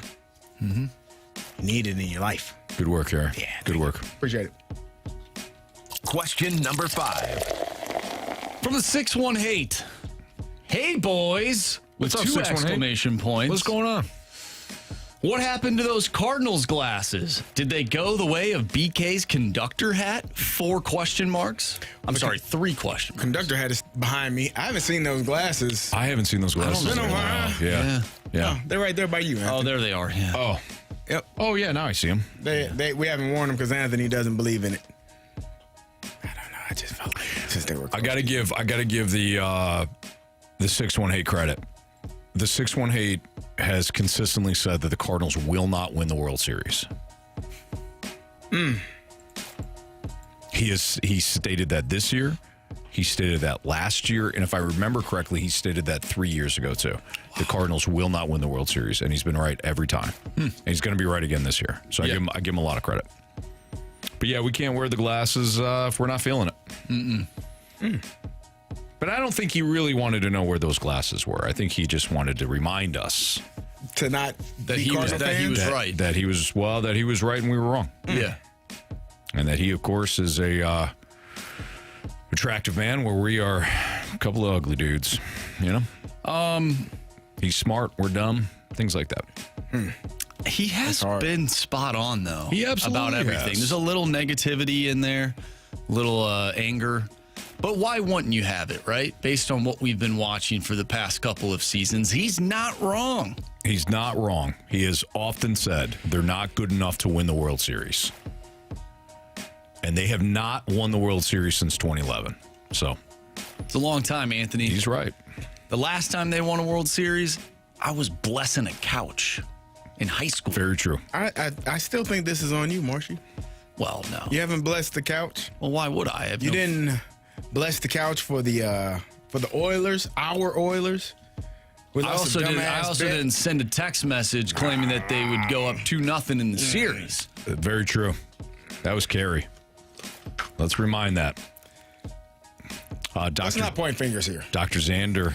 Dr. Xander. Guys, let's not point fingers. You're a problem, Carey. Dr. Xander says, mission accomplished, 618. Everyone's unhappy. It's a good point. It's a good point. Oh, man. No one's happy. No one's excited. No one watched that game last night and was thrilled. You're right. I don't think anybody watched it, Carey. Well, I mean, not at the stadium. I was watching it on TV, where I'll be watching tonight's game on TV, and then the next game, and then the next game, And the next one. And the next one. and hopefully, And the next one. one of these games will be the best game. All right. Let's keep rolling. Question number 6. All right, let's cut the crap. Let's be positive for 1 second. From the 573, best moment for the Cardinals this season so far. Can we find one? The best moment? Best moment. Yeah, it was the absolute best month. May, the month of May. No, pick one moment, not an entire. I'm picking an entire month. 1 month. Ivan Herrera having 3 home runs. Didn't he hit 3? Do you have 3? Thought he hit 3 in one game. Think he did. Sure. Think he did. Well, that was certainly That special. was so long ago, we don't even remember it. Pozo hitting the home run in Chicago, Oh, keeping that's it gotta- alive. yeah, keeping that's it gotta- alive. Oh, yeah. Yeah. Yep, good call on that. Eric Yeah. Fetty's complete game. Yes. Oh, Sonny Gray's performance Sonny in Gray, Cleveland. yeah. The one hit Everyone watched on Apple TV Plus. shutout that Anthony almost said was going to be a perfect game. Oh, yeah. That was fun. Yeah, almost backed into a prediction there. Didn't they? Trophy Husband says Cardinals' best moment will be tomorrow. Wow. Ooh, a little foreshadowing, huh? When they trade those relievers. Here's my prediction for the trade deadline. You guys ready? Yeah, where's Helsley going? Ryan Helsley will either be a Philly or a Met. I'll say Phillies. What do you get in return? You're going to get Mick Abel, one of their top pitching prospects. Okay. How you feel about that? Oh, I feel great about it. I don't think it's going to happen, but I'm just going to speak it into the universe. Why'd you say it then, Anthony? Because I'm trying to speak it into the universe. Come on. So Helsley will be a Philly. Okay. Phil Maton will also be traded.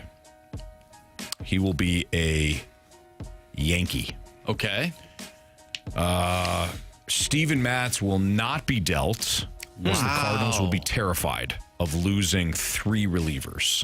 So they will keep him and look to extend him in the offseason. Stop. Even though they could trade and extend, Nolan Arenado will not be dealt. Okay. Neither will anybody else in that surprise category. Okay. Helsley, Maton, definitely gone. Nobody else traded. As the Cardinals, under Mo, continue to play it safe. If there was a surprise person to go, who was at the top of that list? Brendan Donovan. Nobody. Anthony, just play the game. I don't think it's going to be Donovan. I don't think it's He going to said be. if there was a surprise. There's not going to be a surprise. My gosh. You're no fun. Thank you. You're like the Cardinals. Wow. That's tough, man. Yeah, man. That's real tough. Yeah. That didn't feel good, did No, it? you're hurt, so you hurt me. Yeah. That's That's like calling somebody buddy. yeah. Hey, buddy. Yeah, pal. Okay. All right. Well, let's just play the lineup game then. Bud. That would be fun. Lineup game next on 101 ESPN.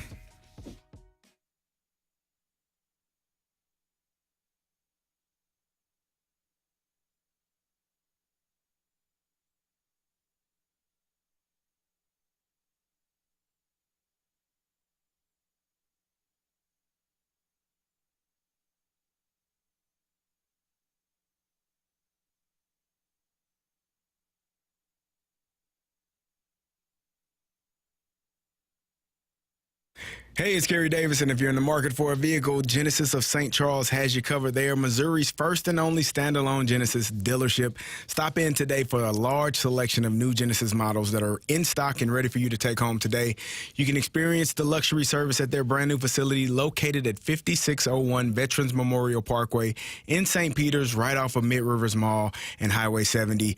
If you don't see the model or the color you want, they can find it for you, and they can help you build your dream Genesis.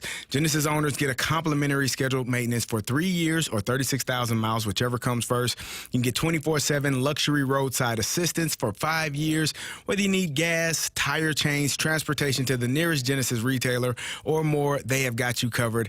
And then they also have the Genesis Service Valet, which is they will come and pick your car up. You never have to leave the house. You don't have to leave work to get that service done. They will come and do it for you and bring it back to you. If you have a busy schedule, you're unable to stop into their facility, you don't have to. You can go online and get clear upfront pricing, including your trade-in, and even have it delivered to your house or to you up to 100 miles from the dealership. All you need to do is visit them online at genesisofstcharles.com. Again, that's genesisofstcharles.com.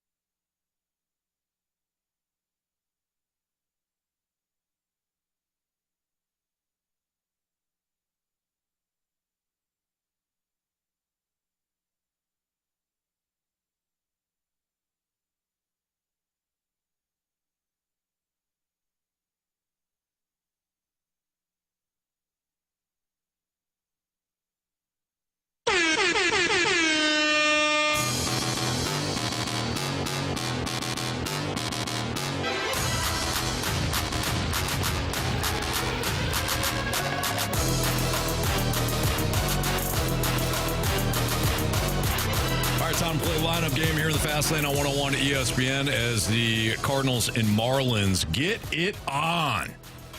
Later tonight at Busch Stadium, plenty of seats still available. Make sure that you get down to Busch Stadium to see your Cardinals before the season is over. August in 2 days, guys. You check it. Anthony, the season ends. There's more season after August. There's September. Yeah. Hell, there could be October.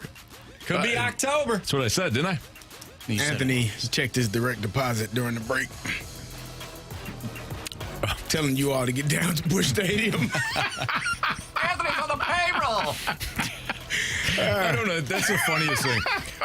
Some people actually believe that we hold the Cardinals water, or we're on the payroll. Do you listen to this show?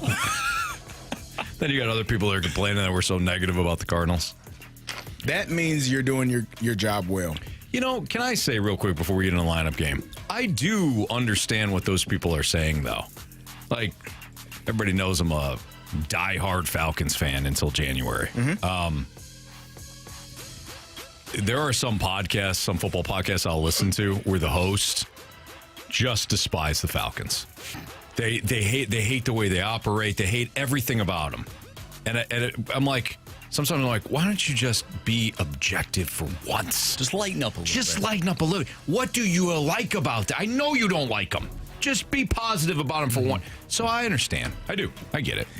I don't think we're that bad, though. I think we give credit where credit is due. I think we, give blame where blame is due. And if you don't do your job well enough, well, then in most times in sports, if you don't do your job well enough, you don't have a job. I'm just saying, I understand. Like, I think we're pretty good about it. I think we're giving our actual feelings. But if you're a diehard Cardinals fan, you just want some nugget of Cardinal positivity, probably listen to the wrong show. No, we'll give them positivity. Get down to Busch Stadium. Plenty of seats available. You can check out your Cardinals tonight. Miles Michaelis coming off a brilliant performance against San Diego. Yeah. Outside. Yep. He had a night off last night. Is he back? Miles Michaelis did have a night off. No, yeah. not him. All right, we're doing a lineup now. Oh, my bad. Is he back? Yeah, he's back. Show us. Brendan Donovan. Look at that guy. Vibrant. By the way, handsome, Cal Contreras, fair. right-hander. Oh, okay. It sounded like you didn't care. Not at the top of the lineup. It doesn't matter. All right. First 2 or 3 guys, Yeah. easy peasy, lemon squeezy. Show us Yvonne Herrera. See? Oh, Yvonne? That's a French-ass name, Yvonne. Yeah, my little croissant. Little cheese on my croissant. Dr. Xander goes, if these guys are on Mo's payroll, he deserves a refund. Well done, Dr. Xander, in the snake pit. Splashback Deuce response, as always, chimes in with some good stuff here. You're only responsible for what you say, not what they hear. Absolutely. Indeed. Amen. All right. Go ahead, CD. Show us Alec Burleson. I thought I told you I'm a star. You're already acting like you're a star, and we haven't even opened yet. Show us Wilson Contreras. You don't know how to play first base. It's not that hard. Tell him, Wash. It's incredibly hard. Hey, anything worth doing is. Is this Mason Wynn or Nolan Arenado? Probably. Ooh. That's a tough one. What do you think? Probably should be Mason Wynn. I was just going to go with Arenado just because. Like, that's what I expected. But what do I know? I think it's probably Nolan Arenado. I would go with your gut instinct. Go for it. All right, show us. Nolan Arenado. A lot of people think you get in your mid-30s and your career's over, but like I always say, until they stop scouting, I ain't going to stop playing. All right, Mason Wynn. Sure. Show us Mason Wynn. You are so wrong. Okay, so he's off tonight then. They're doing Ollie's doing the take a night off circuit. So this is Jordan Walker then? Yep. Show us. Jordan Walker. That's ridiculous. Thomas Ajacey? Why? I agree, but who else would it be? Are any of those guys off of the IL?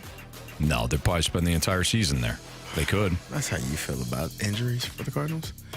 No, that's how I feel about Did you say Thomas Ajacey? Go for it. Show us Thomas Ajacey. Sorry, guys. By the way, we need a new Gauntlet contestant, so if you want to text in 314-399-9646, we will play the Gauntlet in 7 minutes. So feel free to text in. Who's this? Pozo, Pajes? Yeah, Where one we of at? them. 6? Yeah, we're at 6. No way. No It's Mason Pozo. Wynn, no Thomas Ajacey, no, who'd you say? Jordan Walker. So it's one of the catchers. It's Poso. You think? All right. I don't think Pa has hit this high, but he has had like Poso at 6. I'm doing it. Show us Poso. Poso. Where did this come from? In an investigation, details matter. So then this could be Jordan Walker. For some reason, now it's Jay Walker. Show us Jordan Walker. Die for every ball. It's boring otherwise, plus it looks harder. The most important play in right field is what I like to call the janitor throw. Guaranteed out every time. I call it the janitor throw because it cleans up that are trying to take an extra base on you. This is Sajaci. Playing short. Okay. Show us Thomas Sajaci. Richard, do I have a mark on my face? It really hurts. Nope, nothing. I thought I hit you on the shoulder. My shoulder doesn't hurt very much, but my face does. Show us Victor Scott II. Run, run, run as fast as you can. You can't catch me. I'm the gingerbread man. Run it, Marshy. All right, leading off, playing second base, Brendan Donovan, batting second. In left field, Ivan Herrera. Batting third, playing first base, Alec Burleson. Your cleanup hitter and DH for tonight, Wilson Contreras. Batting fifth, third baseman, Arenado. Batting sixth and catching is Yoel Poso. Batting seventh in right field, Jordan Walker. Batting eighth, the shortstop, Thomas Sajaci. Batting ninth in center field, Victor Scott the second. Stay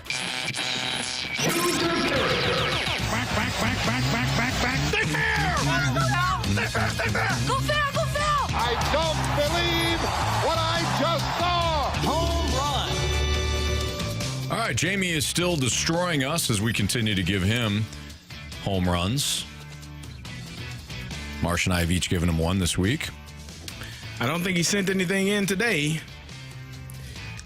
He sounds like a guy that wants, somebody off the bench, maybe Hampson off the bench. Yeah, Hampson off the bench. Comes up at critical times. He did bet the board, Yankees. Yeah. That was it. He didn't send us. Hampson off the bench feels like a Jamie. He feels it in his bones. Good call. Yeah, give him Hampson. Okay.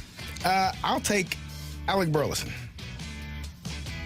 You want Alec Burleson, do you? I sure do. Okay. You know what, Marsh? I got a feeling for today? I think you have a feeling for Ivan Herrera. That's right. Jordan Walker, please. Alrighty. Give me Jordan Walker. I'm going to go with Joel Poso tonight. I like that one. He's going to golf one into Big Mac land. I like that a lot. I do. All right. We're going to get a Gauntlet contestant lined up, and then we're going to play the Gauntlet next on 101 ESPN.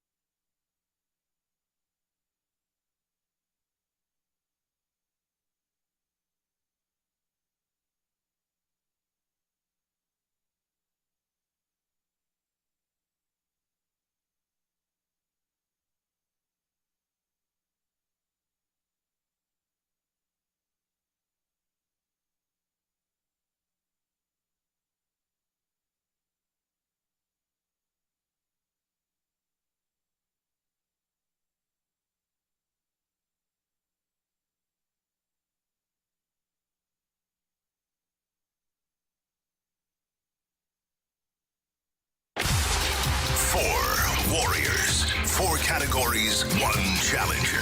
Can you survive the gauntlet? Brought to you by Blue Note Roofing. Roofing, siding, and gutters. Visit BlueNoteRoofingSTL.com for a free inspection.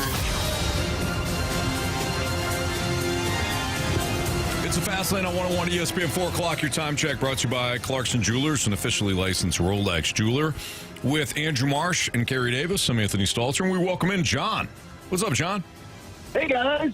First-time caller. All right. Welcome in. Thanks for listening. Thanks for playing. Would you like to take... What's that? Great show. Oh, well, thank you. We appreciate you, John. Flattery will get you everywhere in this show. Marsh, Carey, or me today in the Gauntlet? Marsh, he beats the nice guys. I only got one day. Wow.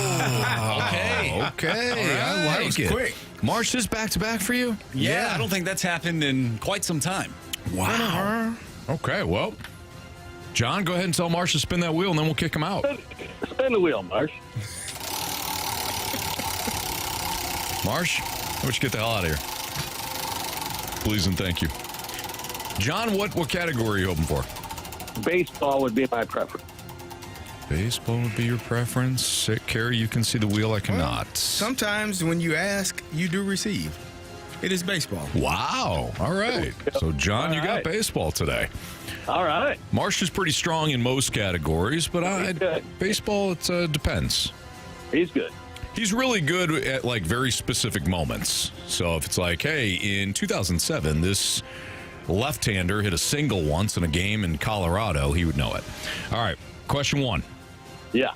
By the way, 4 questions. All were 2 points unless you ask for the options. If you ask for the options, those questions become worth 1 point. Here we go. The 1999 Yankees became the first club in 60 years to sweep consecutive World Series, knocking off Bobby Cox's Braves. Who led all of Joe Torre's starters that year with 17 wins? Who had 17 wins for the 1999 Yankees? 99. So it could be Mussina. I better be option. Your options are Orlando El Duque Hernandez, Roger Clemens, or David Wells. Ooh. Glad I took the options. Let's go with El Duque. Final answer? Yeah. Question number 2. How many seasons did Rob Manfred's biggest fan, Bryce Harper, spend in Washington, D.C.?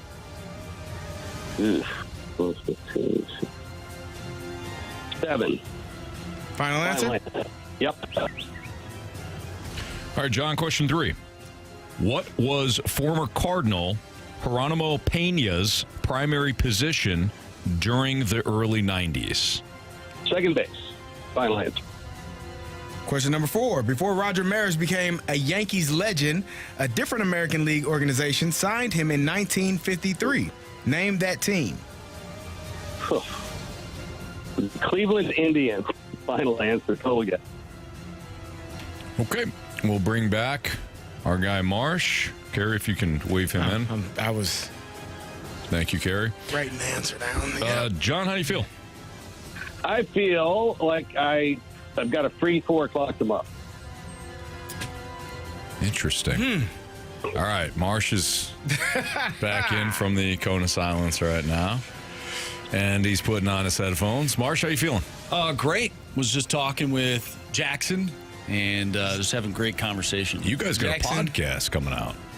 We did, yeah. Movie Boy. I joined Movie Boy today. What movies to chat about? We talked about the new Fantastic Four movie that just came out. Oh, good. So good. Excellent. Yeah, it was fun. By the way, the new Spread Zone podcast also out. We do NFL player props. So check out all the podcasts at 101ESPN.com. Brought to you by the Schaefer Door Company. All right, Marsh, your category is baseball. Hey, Marsh. All right. What's up? Pack a lunch. Okay. Question 1.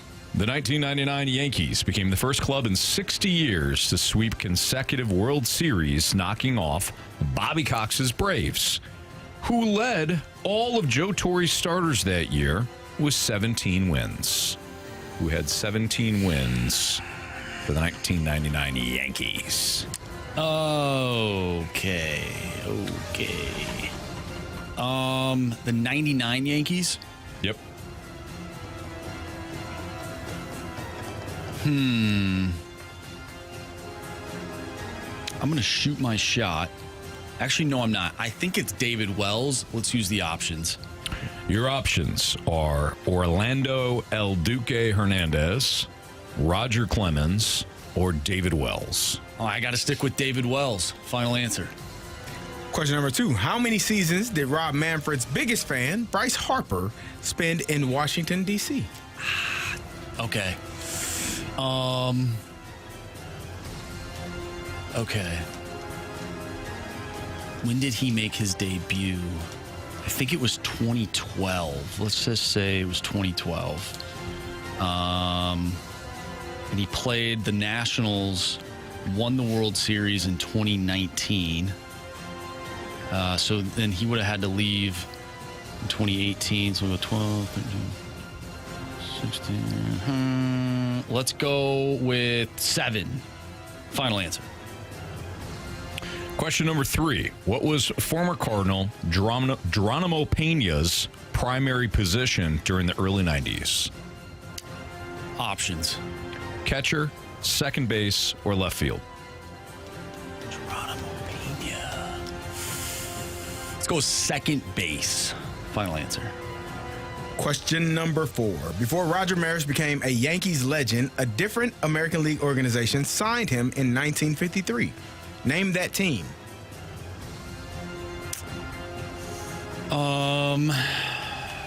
Roger Maris.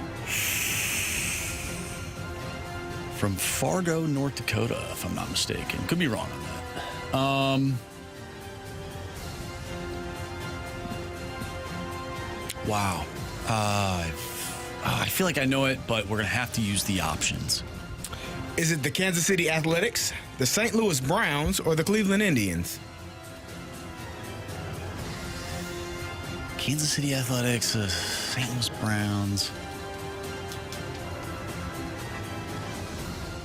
or the Cleveland Indians.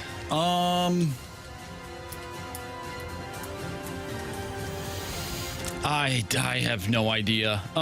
Let's go with the Kansas City Athletics. Final answer. All right. Marsh, how you feeling? Okay. Feel okay. Let's go over this.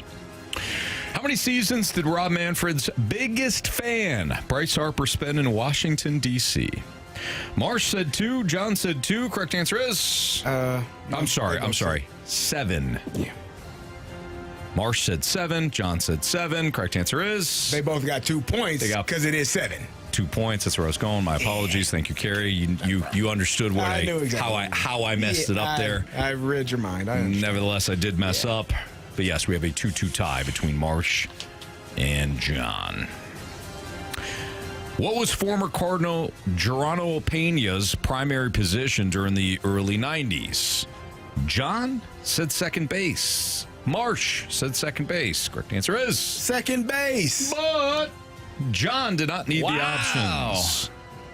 So John has a 1-point lead. The 1999 Yankees became the first club in 60 years to sweep consecutive World Series, knocking off Bobby Cox's Braves, who led all of Joe Torre's starters that year with 17 wins. Marsh went with David Wells. John went with Orlando El Duque Hernandez. Correct answer is... El Duque. El Duque. John with a 2-point lead because John did use the options on that one. Before Roger Maris became a Yankees legend, a different American League organization signed him in 1953. Name that team. Marsh went with the Kansas City Athletics. John went with the Cleveland Indians. Correct answer is... Cleveland Indians. John. You have chosen wisely. Marsh, John did not use the options on 2, 3, or 4. He got 7 points today. He's an absolute unstoppable rebel cause. and we may have problems. Listen, John, congratulations. That was impressive. That was spectacular. The Indians was a complete, total guess. If you guessed within 7 seconds. He guessed without the options? He didn't have the options. He didn't have the options. He just guessed. There's a lot of teams that have been But he guessed quickly. As Frick James points out in the snake pit, and I'll use the word allegedly, Frick did not. John killed a guy allegedly. It was me. Well, a couple of dead bodies on John's count, I think. We might be in trouble. If Marsh only beats nice guys, John did some horrible things in his life. Yeah. Had to have. So, John. Really good baseball, though. You got nothing to worry about. No, I think we do. It could very well spin baseball 4 times in a row. Yep. So, John, congratulations. Well done, and you got a date tomorrow at 4 o'clock, my man. Yeah, I've got to move a conference call now, but that's okay. I'll do it. It's worth it. I mean, it is the fast lane. Sweet. Thanks, guys. See ya. All right. Thank you. See you, John. Listen. I got to get Jackson back. Let me tell you, I was trying to text Jackson before you came in. I was going to tell him don't go anywhere. Yeah. Because Marsh, that was one of the most impressive gauntlets that he was boom, if he was cheating, he was cheating quick. There was no way he cheated. He knew his stuff. He was 7. Yeah. Second base. He said Cleveland Indians, total guess. So when I lose, sometimes I'm a little ticked off. Yeah, that one. I don't feel that at all. It's just you got to tip your cap and walk He to answered the every corner. question correct. He only needed the options on one. Yeah. And he threw out there Mike Musina. Yeah. And then he goes, let me get the options. And then once you hear the option, he goes, El Duque. Like, we should have known right then. Man. Yeah. Okay. Carey, good luck tomorrow. I think he's taking on you? I hope he's taking on Carey. So you want him to gain even more confidence? You don't want to be the stopper? I want him to be exhausted. I feel like John is probably really good at baseball and random. Oh, yeah. Like I could see that. Probably random information. Yeah. Just scrolling around and is it rolling around? Like, okay, yep, here it is. Yep. Yeah. Okay. Nice job. Impressive. That was impressive. Yeah. Mo Fallon, Mickey. John kicks puppies. Oh. By the way, Brad Thompson joins us at 4:45 today. Really? What? I haven't said the transition. Well, I haven't said BT was coming up. Transition. I forgot to plug the transition. BT. What? Really? What is that? Come on. BT was talking about dogs flying yesterday, so we should ask him about that. Okay. During the game? Yeah. Marcia, I don't know. You know. I don't know if you watch the game or not. We don't watch ball. There's no, not anymore. You know, I talk about video games quite often. In MLB The Show, if the game is out of reach, the announcers within the game will be like, well, this game sucks. And they'll go and talk about random stuff during the game. Really? Oh, yeah. I feel like that's been happening quite often. Yeah. Poor Chip and poor BC. Yeah. But they're fine. They're pros. Yeah. Absolutely. All right. It's Fastlane on 101 ESPN. Wilson Contreras wants and expects to remain a Cardinal. Do you want him to remain a Cardinal? Does he fit in the future plans? That's next on 101 ESPN.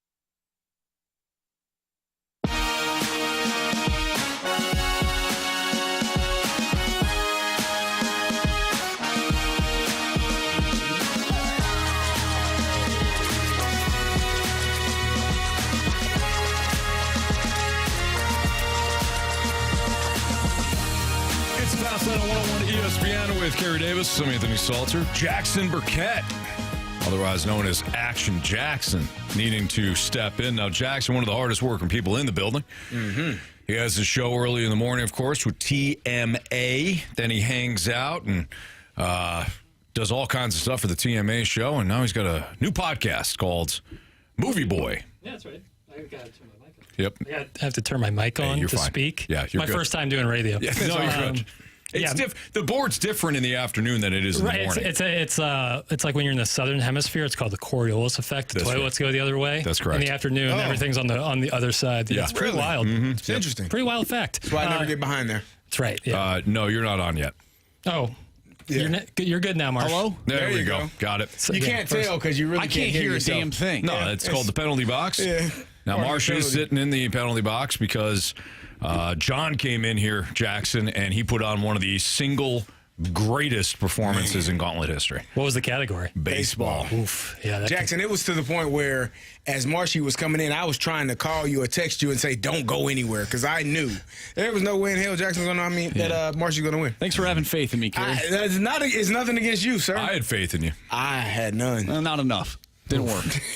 That's why the Cardinals are losing. Unlike Wilson Contreras, who actually wants to be in the spot that he's in, I don't want to be sitting over here. Now that's a transition. Well done. He's Wilson Contreras to John Denton and the assembled media. I'm going to stay here. I'm not going anywhere. Did he say, I'm not leaving? I'm not leaving. I'm not fast lane leaving. That's what Wilson Contreras said yesterday. I'm good here. Yeah. I already talked to that. Bose Locke. The DFA maker? Guy. I already talked to the DFA maker earlier this week, and everything is still the same. It's a business, and the DFA maker doesn't seem like he wants to trade me. He said no, I said no, so we're good. You know who the DFA maker is, Jackson? Sure, Michael Gersh.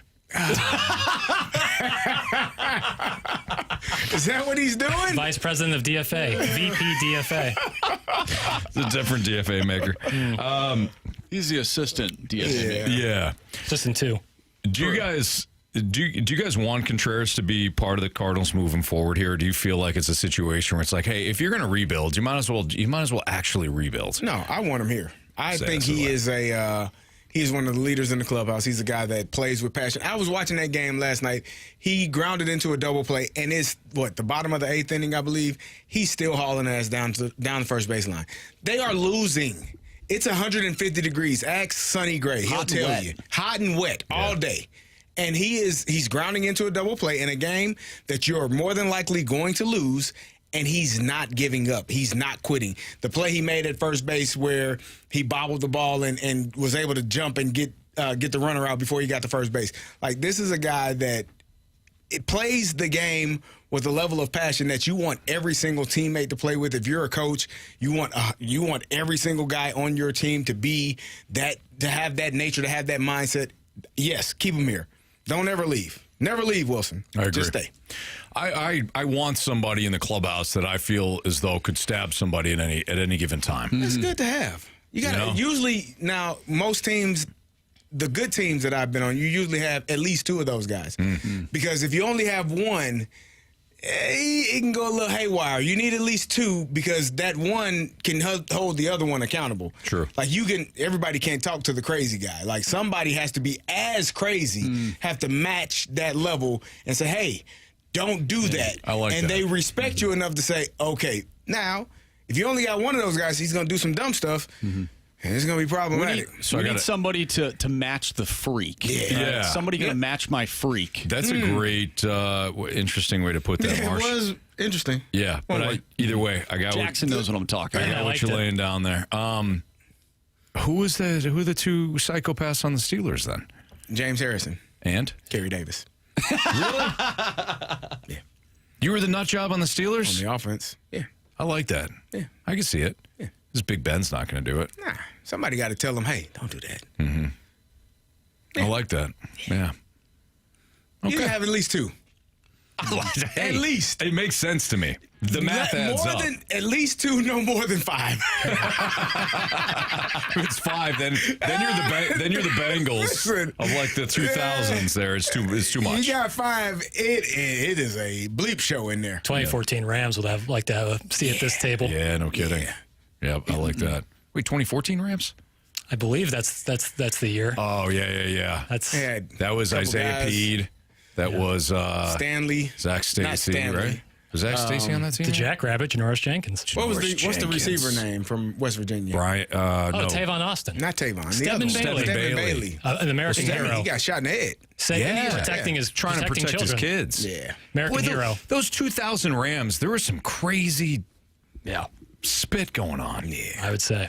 You had Rob Ryan quitting and going over to the McDonald's afterwards saying, I'm out. Well, you forget in that 2014 team, DC. Earth City. Not Fenton. Greg Williams, the DC. Oh, yeah. Coming off, of course, the suspension. Sure. Mm-hmm.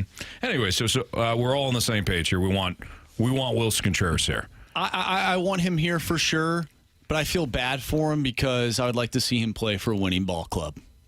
I think he deserves it. Give it time. Was that an open-faced crab sandwich that you just served the Cardinals? You got to give it time. No, it's just a straight-up crap sandwich because they're not a good baseball team right now. And I feel like he deserves to be on a good baseball team because I like him. Okay, well, but he wants to be here. Well, yeah, that's great. He wants to turn things around with I like the that. Cardinals. I like that, and I appreciate that. All right. So your guys saying if you'd be open to being traded, you'd say no? I would say no. I think you need more winners in that clubhouse. What are you getting in return? Right. Well, like in a vacuum, I would like Wilson Contreras is the exact kind of guy you'd love in St. Louis. But if you could trade that contract today, I mean, I think you'd do it. So what do you? I see what you're doing there because if you're saying if it's a rebuild, if you're going to actually rebuild, right.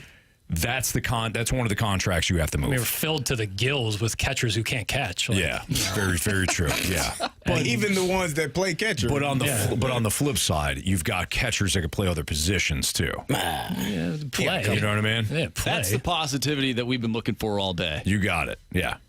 Have people been saying you guys have been too positive or too negative? We're always too negative. We're too positive. Oh, really? Yeah, they told us that this team's performing poorly because of the soft media. And they're telling you. Tell us they perform poorly because you're hard on them. Because we're too hard. Yeah, we're too negative. Yeah. Fire and ice. It should work. Well, this blows my mind. I mean, if the morning show is too positive and we're too negative, things should be good. Yeah. And you got PK and Ferrario handing out stats left and right. This should all be fine. Yeah. Right. Or you should be a 500 ball club. Yeah. Oh, that's true. Maybe it is us. Maybe we need to work in unison. Yeah. Good call. Carey's right. You're right there in the middle. The offensive crazy guy is absolutely right. Yeah. Okay. I don't know if we accomplished anything in that segment, but boy, I had fun. Jackson, nice job, man. I feel great. That was really fun. Thanks for having me, guys. Nice job. They're talking about potential trades going on, and Jackson joining our crew. And Jamie being DFA'd. Wow. Yeah, but we don't have the DFA maker making our choices. Is that a hockey trade? Jackson for Jamie? I don't know. It's a pure hockey trade. Yeah, one thing. We were upside in this room. We were talking about Jonathan Kuminga in the office, him declining the Warriors' offer. Oh, yeah. I can't even say his nickname on the air, which really stinks. Really? I probably could, but... you probably say it in the morning. I don't know what his nickname is. So. Yeah. You know what? You probably say it in the morning. Try to sneak that one in there. Let's not. Let's not. All right. It's Fastlane on 101 ESPN. Jackson, thank you. Hey, thank you guys, man. We're going to do Prove Me Wrong next. This is where you send in a statement that Carey and I have an opportunity to prove wrong. The judge has been called soft of late, but we don't feel that way. Soft media. Because he's not. But you didn't have to. So sometimes, Anthony, when you say things, it sparks something in people's brains that they hadn't even thought about. Nah. Yeah. That's not how it works. That was a terrible idea. I think that was a terrible idea to do that. Well, I'm crazy, so you're just holding me accountable. You're the other version. Prove Me Wrong next on 101 ESPN.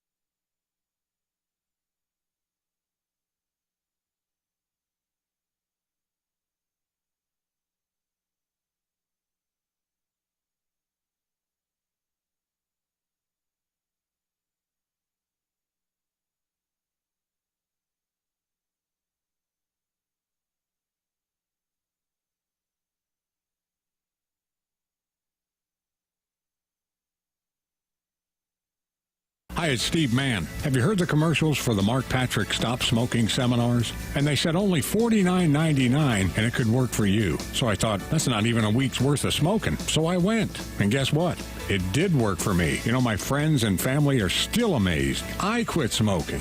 I didn't have cravings, anxiety, or weight gain. Listen, I don't know how it works, but I know it works because I'm living proof, and it's 100% guaranteed. So what do you got to lose? I'll tell you what you got to lose. A very bad habit. Join Mark Patrick seminars and stop smoking without cravings, irritability, or weight gain. Guaranteed. Early bird special only $49.99. Don't just cut down, but stop smoking once and for all, or your money back. Seminar 8 p.m. on Tuesday, August 5th at the Holiday Inn St. Louis Creve Coeur, or 8 p.m. on Wednesday, August 6th at the Radisson Hotel Fairview Heights. Registration 30 minutes before seminar. Sign up at markpatrickseminars.com. That's markpatrickseminars.com.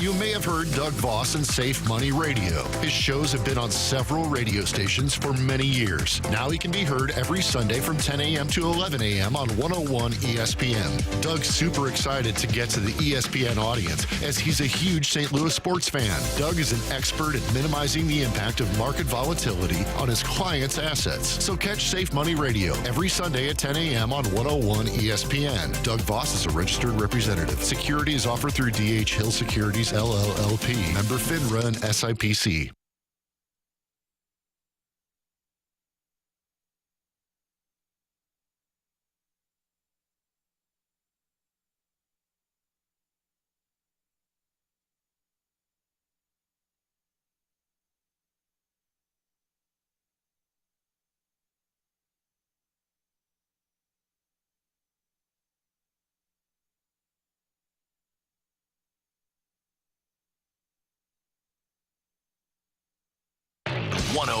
ESPN Sports Center. I'm Andrew Marsh. It's time for a Sports Center update driven by Johnny Londoff Chevrolet and Johnny Londoff Autoplex. The Cardinals back in action tonight after losing to the Miami Marlins last night at Busch Stadium. Miles Mikolas on the mound going up against Cal Quantrill. First pitch tonight is at 6:45. We have Brad Thompson joining the show in about 15 minutes, so stay tuned for that. But next, we have Prove Me Wrong. If you have a Prove Me Wrong statement you want to send our way, do so using the Air Comfort Service text line, 314-399-9646. We'll do Prove Me Wrong next. I'm Andrew Marsh, and this Sports Center update is driven by Johnny Londoff Chevrolet and Johnny Londoff Autoplex. See them at londoff.com. Chevy, together we drive. Are you kidding me?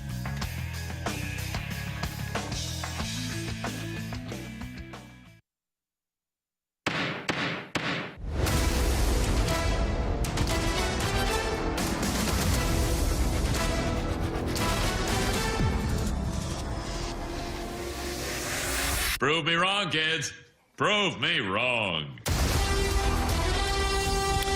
It's Fast Lane on 101 ESPN. Time to play Prove Me Wrong. This is where you have an opportunity to send in a statement that you want Carey and or I to prove wrong, and we'll have to prove our cases to the judge, Andrew Marsh, who does an outstanding job as the judge. Thank you. I mean, fantastic. That's a great color sweater. Is that like an orange, a Illini orange-ish? Yeah, a little bit. Kind of, sort of. Damn it. Now, ladies and Illini guy. Yeah. Nope, it's not even a Illini orange. No, it's really not. I tried, though. I tried to butter him up. It's like Sonny. okay. It's like Sonny D. Sonny Gray? Yeah. No, not Sonny Gray. All right, Judge, what do we got? All right, let's start it off from the 314. Prove me wrong. The AFC North is a guaranteed lock for the Baltimore Ravens. I mean, we talked about this, and Anthony actually went over the rankings, and he was super surprised that the Pittsburgh Steelers were as high as they were. You know why? Because they got Aaron. And some will say, oh, he's old. He can't play anymore. You know what he's going to be 5 years from the moment he hangs him up? A Hall of Famer. You know what he is? A multiple-time MVP. Yeah, he injured his Achilles a couple of years ago and came back last year and finished in the top 10 in passing yards. Aaron Rodgers ain't dead. If anything, he's alive and well, and the Pittsburgh Steelers have lacked at that position for 5 or 6 years. They had a guy named Duck Hodges playing quarterback. Mason Rudolph getting hit over the head with helmets. You know, they've had all types of guys under center. And now they got a pro's pro, a man that is going to lead this team everywhere they need to go. And so, no, it's not a lock for the Baltimore Ravens to be the division champs because they got to roll through Pittsburgh at some point, and they don't play well there. I don't know what it is. Is J.J. Watt available? Yep. Cam Hayward? Yep. Guess who else? Jalen Ramsey. Lockdown. Each level. Here we go. Here we go. Steelers. Here we go. Man, Carey. That was a hell of an argument there.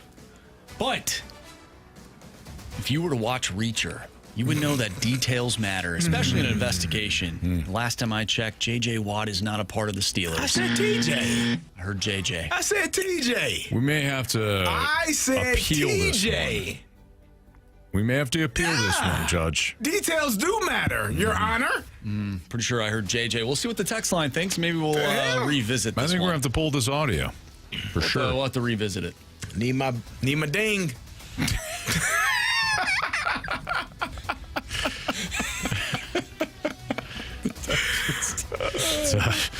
Yeah, you do. Yeah, you for do. Sure. All right, let's move on. We'll pull the tape later. Prove me wrong. This one comes from Grant Francis Fan Club. This Cardinals rebuild will take another 4 to 5 years unless they start trading position players / Sonny Gray this deadline / offseason. I don't think you need to start trading position players because as soon as you start trading position players, you're going to need them. I think the fastest this doesn't have to take 5 years, 4 to 5 years. They had an incredible draft. They loaded up with high upside power arms that can miss bats.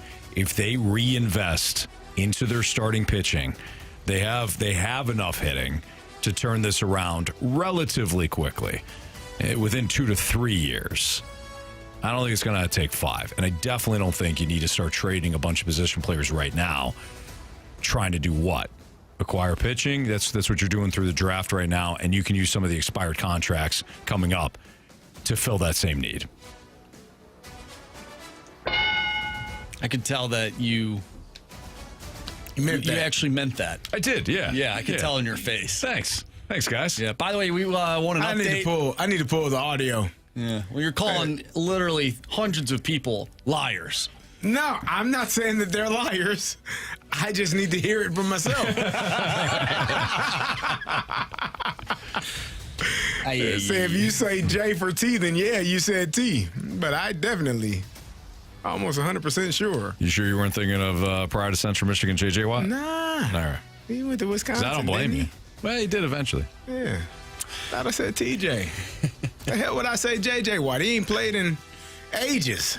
Well, I think that's why the judge was confused. Details matter, Carey.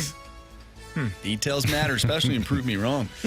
All right, from the 573, Prove Me Wrong, the Cardinals are a team just full of just above average players. Complementary pieces is all they are. They lack superstar player / players. I guess they've never seen Mason Wynn play. No, he doesn't do the backflip like Ozzie Smith, but he does have what some would call a cannon attached to his right arm. You, Anthony, would be proud because what do you always say you want? What's the one thing in life you say you want? Another shot at Central Michigan to play shortstop. Nope. Cannon. No. What's the one thing you want? Pitching? Oh. Damn it, man. The Winter Soldier arm. And Mason Wynn has it. So if you talk about just guys, just the guy, just above average guy, Mason Wynn is not that. Mm-mm. He is a superstar in the making, both at the plate and in the field. And you watch this young man play baseball, and you will not be disappointed. If I may, can I also add that if the Cardinals players had just guys, they'd be better. Because Miles Michaelis and Eric Fetty aren't just guys; they're terrible. So if they had better players overall, so they don't have superstars. Well, no, I think they do, and yeah, dog it. What are you doing, man? Were you gonna give him the ding? I was thinking about it. What are you doing, man? What are you doing, man? Were you going to give him the ding or not? I was thinking about it. He probably was. He was nodding his head in agreement. He was like, yeah, Mason Wynn is good. You know, Judge Alec Burleson is trending to that superstar. Mm-hmm. Yeah, we don't do double jeopardy here. Sorry, Carey. It is what it is. People are calling me soft. Things change, Mox. Told you. Prove me wrong from the 314. My bad. Oliver Marmol has earned another year or two of runway as manager. He has had a below-average roster for the last 2 years, yet floated around 500. His bullpen management has been good enough to have a top 10 bullpen consecutive years. Let him grow and develop as a manager with the young guys on this team. I think we all established that Mason Wynn is a superstar, so he clearly does have the talent here. He's not putting it all together. He's not maximizing the youth like Jordan Walker. He's not maximizing what he has in the starting pitcher and what he could have in the starting pitching, including bringing up and allowing Michael McGreevy to actually join the rotation when it was clear as day that the Fed man was done. He hasn't pushed hard enough to tell Mo, to tell the DeWitts that he needs more. He's rested on his laurels, continues to put lineups together that don't make any damn sense, including having Ivan Herrera in left field. I wonder sometimes if Ollie Marmol truly wants to win. Yeah, I feel like that was a lose-lose for you guys. You know, the DFA maker was in charge of that. That's why I said he didn't push hard. Starting. Maybe you're right. I don't know. We need more evidence, though. Boy. Prove me wrong from the 801. The era of super teams in the NBA is finished. We won't see another super team win another championship. Have you not seen what the Los Angeles Clippers are trying to do? Bringing back Chris Paul, Bradley Beal. They got Paul George. They got guys. Not Paul George. He's not there. He left. But they got James Harden. And Kawhi Leonard is what I was trying to say. Don't want to say the wrong name out there, you know? And they are a super team in the making. Super what? Super team. Got me flustered. I was thinking of that damn J.J. Watt. Super team in the making. And the West is open. Anybody, and I mean anybody, could take the West. So if you get a healthy Kawhi Leonard, that team is going to be outstanding. Bradley Beal is going to score when he needs to score. Chris Paul facilitating. You get down to the fourth quarter, you got four of those guys on the floor. Who you covering? Who you stopping? Nobody. Not a soul. The super team is in full effect, and it's in Los Angeles, and not the Lakers. Not the Lake Show, the Clip Show. You picked a terrible team to use as an example. It's the only team. It's no other team. Who else you got? Anthony, you want to help out here? You got any other teams? No, I learned my lesson before. Nah. No NBA? No, like I said, I learned my lesson before. I joined a conversation, and the judge wanted to make an example out of me. And no, I'm good. Yeah. Some people were calling me soft earlier. Now what do they think? Maybe they just think I'm a cocky fat A. I got that email. Let's see here. You still got it? Oh, yeah, I keep it. I have switched to. This is from Patrick. I've been calling him Phil. It's Patrick. Wrote this on a Saturday, March 1st. I have switched to another station. It's maybe the worst show I've ever heard. They don't back any of their thoughts with stats or facts. You haven't, and this is my favorite line, you haven't a 10-year listener. I'll read that again. You haven't a 10-year listener. Just horrendous, especially cocky, fat A Stalter. That's from Patrick.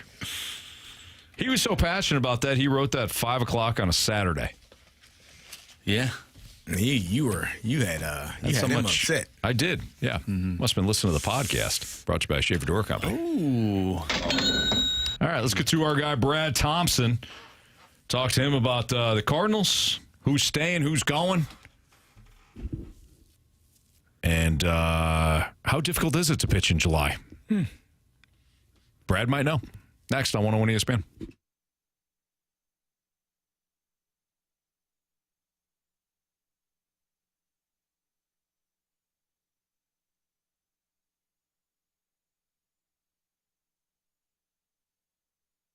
Celebrate a substantially lower monthly payment on a brand new home at select TR Hughes communities. Visit trhughes.com. You can go yard all baseball season long with Underdog's Champions Game. It's one of the fastest growing sports apps you can play now right here in Missouri. And if you're looking at some plays for tonight on Underdog, all you have to do is go to the Underdog app. And I got a great promotion coming up here in a second. But go to the Underdog app. Check out what they have in Major League Baseball tonight, including if you want to play your Cardinals, just choose a couple players to go higher or lower on their stats, like total bases, home runs, strikeouts. If you feel as though that Miles Michaelis is going to dominate some faces like he did last week against San Diego, great. You can choose, higher on his strikeouts. For me, I'm going lower. Doesn't strike out a lot of players, and I think he could struggle against a Marlins club that, boy, they found their stroke last night, didn't they, against Sonny Gray. How you want to play it, that's completely up to you. Once your entry is filled out, if it's correct, you can win up to 1,000 times your money. That means you could turn a single dollar into 1,000 just by getting a few picks right. So download that Underdog app, sign up with my promo code Anthony, unlock a special offer of up to $1,000 in bonus cash when you make your first deposit. Again, that promo code is Anthony. Must be 18 plus and present Missouri. Terms apply. See underdogfantasy.com/web/deposit-match-terms. Concerned with your play, call 1-800-GAMBLER or visit www.ncpgambling.org.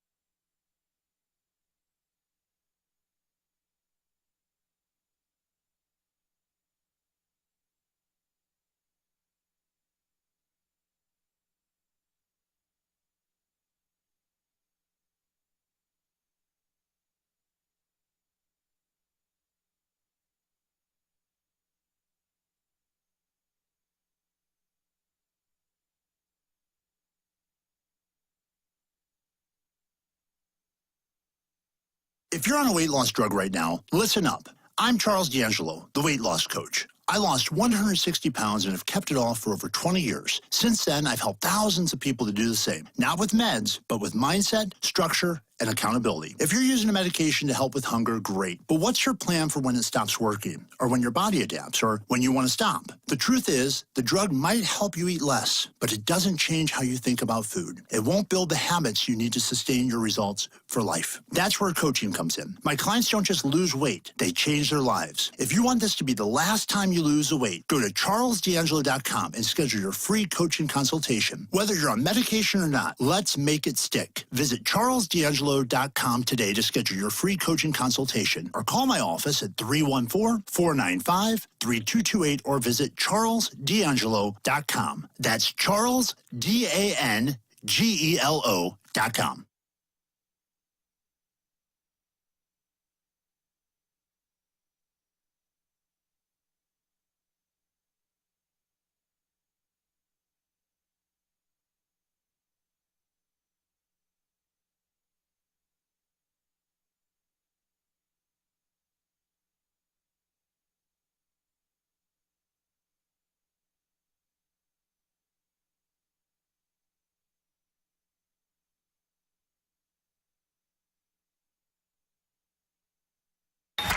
We're hanging with Brad Thompson on 101 ESPN. Hanging breaking ball from Brad Thompson. And boy, does he get a swing on it.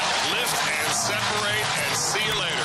Hanging with BT is sponsored by St. Luke's, ranked top 2% in the nation for cardiac surgery by Health Grades. Visit stlukes-stl.com. It's the Fast Lane on 101 ESPN with Carey Davis and Andrew Marsh. I'm Anthony Stalter. Let's head to the Collier and Thompson phone line. We're talking to our guy, Brad Thompson, 2006 World Series champion. Of course, you see him nearly every night, although he's got some well-deserved time off as well on the FanDuel Sports Network. BT, how are you? I am doing great. You talk about well-deserved time off, Anthony, and thank you so much. Sometimes I'm excited about it. Other times, like when the team's going to San Diego, not as excited about time off. Oh yeah, no, San Diego's not. It's okay. So I know you've place. I know I've talked to you about this before. As a player, you always used to like Milwaukee, right? Well, I liked a little bit of everywhere as a player. Now, Milwaukee was fun. Milwaukee always had a place, still has a place called Potawatomi. A little bit of a little casino there. You can sit there and play cards for hours, maybe hours on end if you wanted that. But every city's kind of got their places that are fun to go. I mean, I'm sure San Diego might have a place or two. Off day in San Diego tomorrow. Now, for some guys, the off day in San Diego tomorrow may be a stressful one, and every time their phone buzzes, their heart drops. But yeah, it should be a fun trip for the boys, but a lot going to happen probably before that first game happens on Friday. So BT, you correct me if I'm wrong. You were never traded, correct? Nope, you have to be talented, and teams have to want you, Brad, Anthony. Brad. I'll say it. No, that's not true. The only time I ever saw myself like in a trade rumor was 2005. There was the rumor. One of the rumors was Matt Morris maybe getting traded to the Pirates, and me going, being a part of that deal or something. Or maybe it was later than that. It wasn't 2005. He was on the Pirates. Him coming to the Cardinals, I don't remember exactly what the deal was, but either way, that never came to fruition, obviously. But no, it's such a stressful time. Like for what we all do, like for what you guys do, it's an awesome time, right? Like you're refreshing the MLB trade rumors. You're following Jeff Passan. You're hoping you don't end up following the wrong Jeff Passan that's a fake one, and then just throwing it on air as if it were a real trade, as if something like that would ever happen. What was his name that got us? Grobot. Oh my goodness! the handle is Grobot. Damn it! It's okay. That's all right. Jamie one time had the brewery being sold to somebody. He went with it. It was Elon Musk. Elon Musk. He was bought buying the brewery. AB. Yeah, or the AB. That's what it was. Yeah. So we just wanted the news so badly, but. But for these guys, man, I mean, these are the guys that you spend more time with than your family, and every team's in a different spot, right? There are fun times around the trade deadline when you know you're a team that's about to acquire. I still remember in 2009 as we acquired Matt Holliday. That was awesome. You bring that guy in, he goes 4 for 5 in his first day in borrowed shoes, and you're like, well, this is going to be fun. And then there are times like right now, the Cardinals find themselves in a more of a seller mode. Especially in your bullpen, you got easily 3 guys that could get dealt any time right now. I mean, like, seriously, I'll be watching how Ollie manages this ball game late, because if there's any outliers, like an inning where it usually would be Maton or usually would be Romero or usually, whoever that usually is, and that guy's not there, might tell you that there could be potentially something in the works upstairs. So there's a lot that goes into it, and a lot of like human emotions, because there's no hiding from news nowadays. Everybody's got their phone. Everybody's got family. Everybody's going to hear every single rumor. So a stressful time that guys absolutely would like to get past them. Brad, since you mentioned it, somebody did ask us whether or not we think that Helsley is going to, kind of get his Busch Stadium farewell tonight if it's close and he comes in late. CD and I both answered no, but can you shed any insight onto whether or not the front office does instruct Ollie, hey, these guys are not available?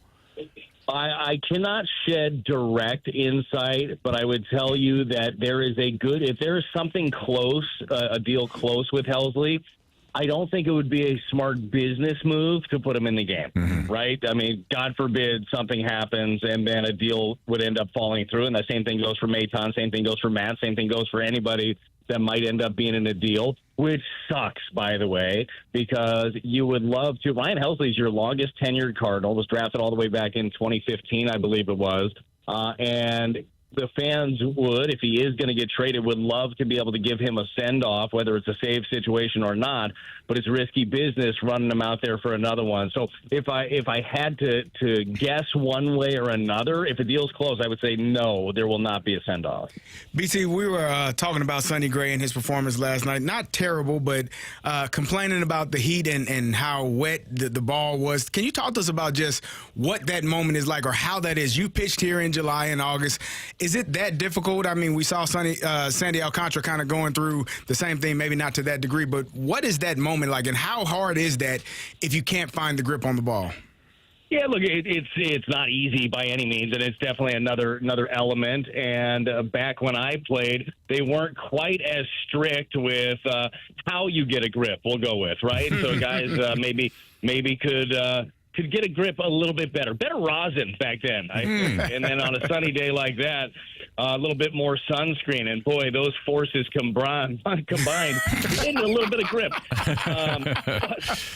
But no, it is difficult. But as Sonny said, look, both sides have to deal with it. But Sonny's a little bit different in the fact that he's not a stuff guy. Like, Sonny is not going to go out there and just throw it by you and just, he doesn't have the 97, 98 that Sandy Alcantara had in the tank. He's spinning everything, right? You look at some of the spin rates. I'm sorry, Anthony. You look at some of the spin rates. Thank you. And he is, nerd alert. He is up there really high. In pretty much every single one of the pitches that he does spin. Well, that spin is his grip, and he's able to create it by creating that force on the seam. A little bit harder when you're sweating bullets. Just a little bit of rosin is not going to slow that down. You try to put it all the way up your arm so it doesn't drip down your hand, but it doesn't make it that much easier to do. That being said, still got a job to do, right? Still got to be able to go out there and execute pitches. At the end of the day, you didn't lose because of Sonny. You lost because your offense wasn't able to muster anything against Sandy Alcantara in the bullpen. But not the easiest of days. We were talking to Ollie a little bit earlier. Asked him how hot it was last night, because we were talking about Brian O'Nora, the home plate umpire. He cramped up out there. He was kind of down in the dugout in between every inning, trying to stay cool, trying to stay hydrated. He said that yesterday was one of the hottest days that he can remember ever being here in St. Louis. So, I mean, the weather, as we all know, has been brutal. It's a lot worse when you're out there on the field competing. No kidding. Brad Thompson joining us right now on the Fast Lane on 101 ESPN. BT, I can't anticipate that Nolan Arenado will be dealt. I think there's too many factors. The third base market, there is one, but a lot of these teams needing a third baseman are in the NL Central. His contract also is a prohibitor, and let's be honest, he's slumping right now. The offense isn't there. What What's it like being at the ballpark right now for a guy like Nolan Arenado who can reject any trade, but also has to figure, hey, if I want to play for a contender, this might be one of my only shots? Yeah, it's hard to put yourself in his shoes right now. He has talked about wanting to be here, right? And that was kind of part of rejecting that deal with Houston. One was he didn't like the direction that they were going. Their GM recently spoke about that. He said he had a misunderstanding of what it looked like, but when they were shipping off Tucker, he decided that maybe it wasn't the time. There's a couple of factors, and you hit on the big ones, right? The money attached is still owed, I believe, $42 million on his contract. The fact that he's got career lows across the board, he probably doesn't have as many offers out there as maybe you would like. Now, who knows if something falls through with another deal, maybe that ends up being a part of it. But I don't think that there are that many teams beating down the door right now for Arenado. Could very well be wrong. Could be, you get him a change of scenery again, and he'd be good to go. But I appreciate the way that he's been handling everything. I appreciate the way that he handled all the trade rumors this year. None of us expected him to be here come opening day with all of the pomp and circumstance around that. He's handled himself like a pro. He's still doing that right now, even though he's slumping. But I would be really interested if he was very candid about how he feels about the situation, what he would want. I don't know what he would say. I don't know if he has that one team he just says, the Dodgers. If Dodgers called, I'd for sure go. Or if he is happy sticking with it here where, look, he's very comfortable. His family's comfortable. Let's be honest, from a media standpoint, the media is not on him. I mean, I haven't read the front page of the Post-Dispatch today, but I bet it's not a picture of him and saying why, what happened. Media is pretty good to him. A little different when you go to some of these bigger cities. So I'd be interested to see how he feels, but I appreciate the way he's been handling it. BT, what do you make of Ivan Herrera playing left field? I know that's a position that they talked about moving him to. I know that they have so many players in so many different positions. They're trying to free up some spots. What have you thought about his performance there? He's doing it again tonight. What do you think of that? BD, I love it. I love it. Look, you need to find a spot for him on the field this year at the very least. And I know that Ivan said he wants to catch in the future, but with 2 lower body injuries this year, to throw out a hockey term, you might as well keep him as healthy as you can by not putting him behind the plate. But you can't have him sitting in the DH spot every day in the middle of the summer when you got guys that could use being off their feet, right? And you'd love to be able to keep their bats in the lineup as well. So he's a very good athlete. The smile on his face after he fielded his first ball and only ball out to left field the other day was incredible. But having that flexibility and keeping that right-handed power bat in the lineup, I think is really important right there. So you're not going to see it every day. You might see it a couple times a week. But I love the option. What did you guys think about it initially? I thought it was crazy, but I'm glad it went well. I thought it was exploratory, right? They're exploring their options right now. I can't imagine that they really want him to be in left field, but DH, obviously that's a spot that if you can free it up, you've got other options. So I just thought it was exploratory. Yeah, that's fair, and it is. I mean, look, anytime that you put a guy in a position that he hasn't played since he was 14 years old, I think that would fall under exploratory, right? you definitely are trying to figure out on the fly, on the biggest stage, if this guy can do it. Now, he'd been working behind the scenes. It's not like they just see he had his shin guards on. They said, no, take those off. Here's a longer glove. You'll figure it out. They were working. John Jay was working with him behind the scenes, but in fairness, you look at the job that Pajes has done behind the plate. Pozo has been a very good backup. You got a couple of top prospects that are catchers as well that are pretty good behind the plate. Herrera's best part of his game is his bat. It's not what he does behind the plate as a catcher, although we've seen that evolve. If you can figure out a way to keep the bat in there and then keep, your catcher behind the plate in Pajes, who calls a really good game, steals strikes, does all those things really well, it ends up being a win-win. Now, it looks a little bit different when you're fully healthy. You're going to get Nootbaar back soon, so that's another bat that's got to be in that lineup, or you would think be in that lineup on a given day. So the math changes a little bit when you're totally healthy, but I really like the idea. BT, good luck to you, man. Have Guys, fun. I don't think I'm going to get traded, but if I do, you never know. It's been a good run. I've been sent down plenty of times, so that could happen. Maybe I get traded to AM. I don't know how this works, but we'll see. I'm just saying, good luck to you. We'll be constantly refreshing things, and I think either way, your future's very bright. Yeah, look, and Chip just walked by. He said he has invoked his no trade clause. Okay. So Chip will still be here. I had zero leverage when I signed my contract. I have no trade. So it could, I could be packing. Okay, well, listen. Family's used to it. Brad, you're going to be great, okay? So say hello to Chip for us. We love you, pal. And all right, we'll talk to you next week. All right. Love you guys. Can't wait to talk about next week. Who's here and who is not. You guys have a great rest of your show. See you, Paul. See ya. It's our guy, Brad Thompson, here in the Fast Lane on 101 ESPN. That's got to be tough, man. I mean, there is a human element of it. BT's absolutely right. I mean, tomorrow is going to be fast and frenzied for us, and we get a chance to break down this stuff that we've been talking about ad nausea for 4 weeks. But never been traded, but have been released, been cut, and it's the same feeling. Like when you're waiting at the cut day, waiting to see if your phone is going to ring. It's a similar feeling. You don't know what your future holds. Mm-hmm. At least in this situation, if a guy gets a phone call, you know that, that team that you're on currently no longer wants you there. Or not that they don't want you there, but they're going to move on from you. But somebody else does want you. So, but it's still a very trying time because, like you said, you don't know what to expect. You don't know how far away you're going to be away from your family. You have a wife, you have kids.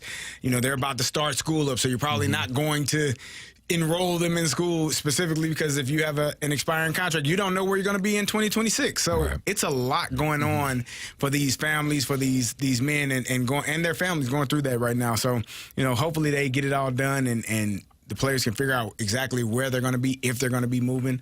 But it is a trying time for the personal aspect of it instead of just the player aspect. Imagine getting traded doubleheader. You're on one team. And then the next game, you're on the other team. Yeah. Sir Anthony Dominguez found that out yesterday after he was an Oriole in Game 1 and a Blue Jay in Game 2. That would be like Carey being traded from the Steelers to the Bengals at halftime. Mm-hmm. You know? Yeah, no. That'd be weird. It's weird. That's crazy. All right. It's Fast Lane on 101 ESPN. Biggest question of the day. Can the Cardinals even rebuild? It's kind of an interesting question. We'll explain it next on 101 ESPN.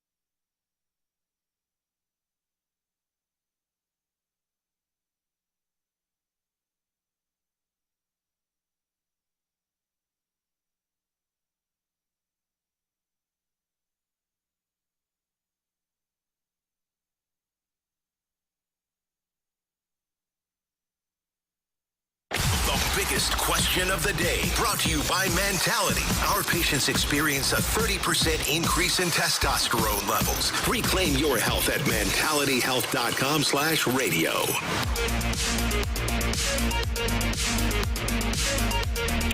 5:09, your time check brought to you by Clarkson Jewelers, an officially licensed Rolex jeweler. Biggest question of the day, can the Cardinals even rebuild?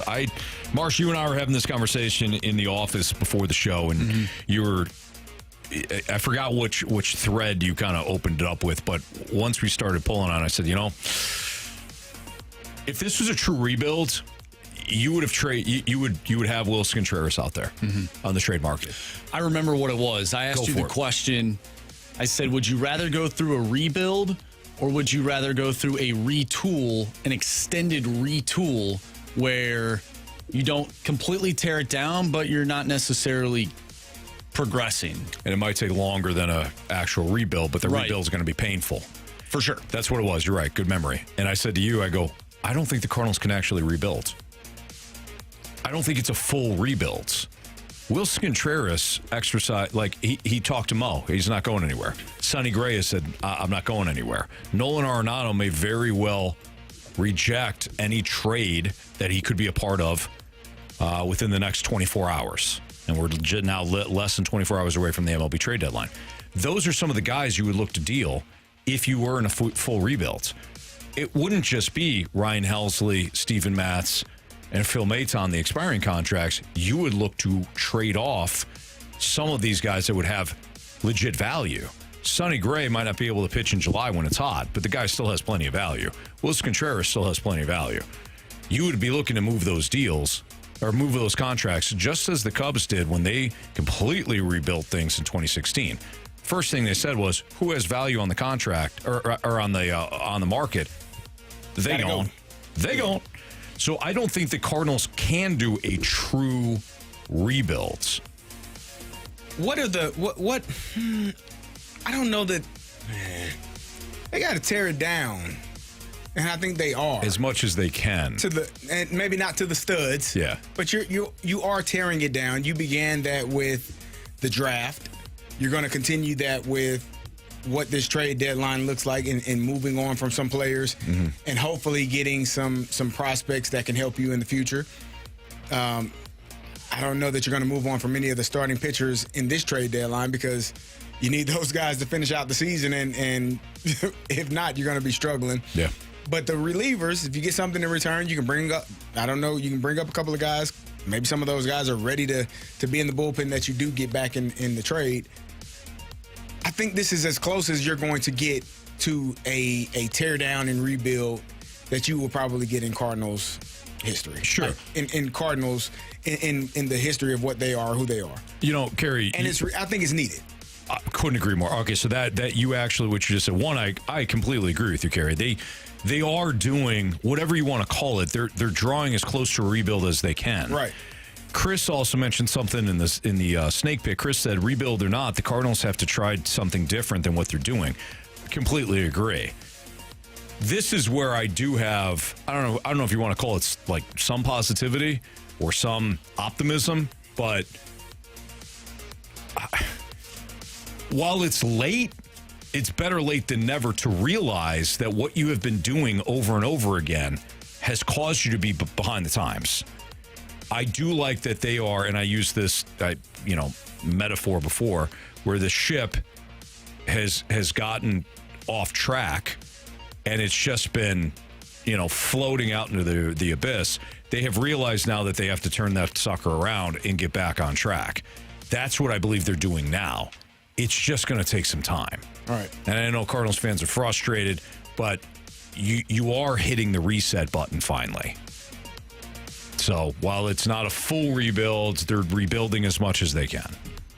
That's where I'm at on it. And I'm happy for it. I wish it would have come sooner, but better late than never. I agree with that. I'm interested to see how. I'm just ready for the damn trade to happen at this point. And I'm sure the players are as well. Like, you got 24 hours less than that now. 23 hours and, 46 minutes, something like that. That's math on the fly. I was told there's no math. Yeah, sorry. I apologize. 45-30, actually. Okay. Yeah, there you technical. go. We're being right. All right. But yeah, get it done. I'm ready for it. So, no regrets in the snake pit. If the Cardinals go into a full rebuild and start losing 90-plus games a year for early draft picks, what will you guys talk about? Why would they do that? We would die. I don't think that's the route to go. Anthony, we talk about the NFL. We'd sprinkle in some blues, too. I would say we would talk a lot of blues and sprinkle in the NFL until somebody would complain about List. You know who you are. Can we switch that around? I guess you can't do that. But switch what around?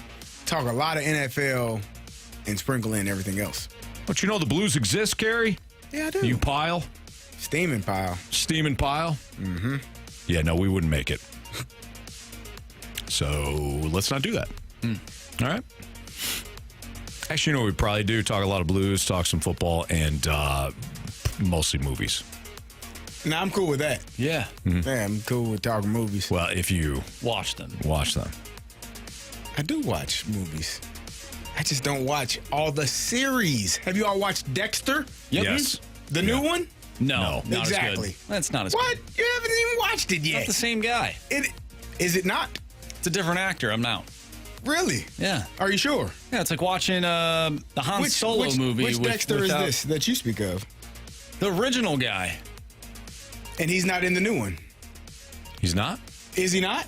I don't know. It's a different You haven't actor. seen it, have you? I told you I don't have it. So how are you gonna say you haven't? How are you gonna say he's not in it? Is he in it, Carey? Why wouldn't he be?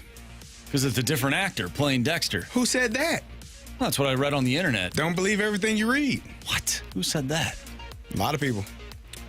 Is he in it or Brandt. is he not? I might watch it now. Just tell me. You got to see for yourself. Oh my God. Spoiler alert. Don't want to be a spoiler, you know? I don't like what you're doing right now. You talking about after his son, right? His son is in the one, you know? Then something happened in that one. Maybe he's in this one, maybe he isn't. I'm looking it up. No, don't look it up. I'm looking it up. He's still in it, damn it. And it's a great show. Okay. Have you watched it yet? Carey, No. I just told want you me to 30 come in here? seconds I'm ago. going to come in tomorrow and ask you. Have you started Dexter yet? What platform is it on? Doesn't matter. Find it. It's on, it's on Paramount. Paramount. He's in it. I just said he was in it. It's on Paramount? But he's not the I don't have Dexter. Paramount. How do you know he's not the Dexter? Because I'm looking at the cast right now, and his name is something different. Is it? That's what it says. Is it not Dexter? It says narrator. Maybe he's the voice. He's always the narrator. He always has voiceovers. Until the end. All right. I don't like prequel stuff. Frick James says we can always talk City SC, and he's right. Did you guys know that? Did you guys been to a game that they at Energizer Park? There's a rumor going around that they stand. Dude, the fans stand the entire time. That's how electric that environment is. How'd they do this past weekend, Anthony? They stand at Energizer Park the entire match. It's incredible. The environment's awesome down there. It's really cool. Stadium's awesome. People are awesome. How are the games? The fans are great. Yeah. It's Fastlane on 101 ESPN. Would you rather the Cardinals be top 10 in payroll or become the Milwaukee Brewers, who win basically every year and they don't have to pay for anybody? That's next on 101 ESPN.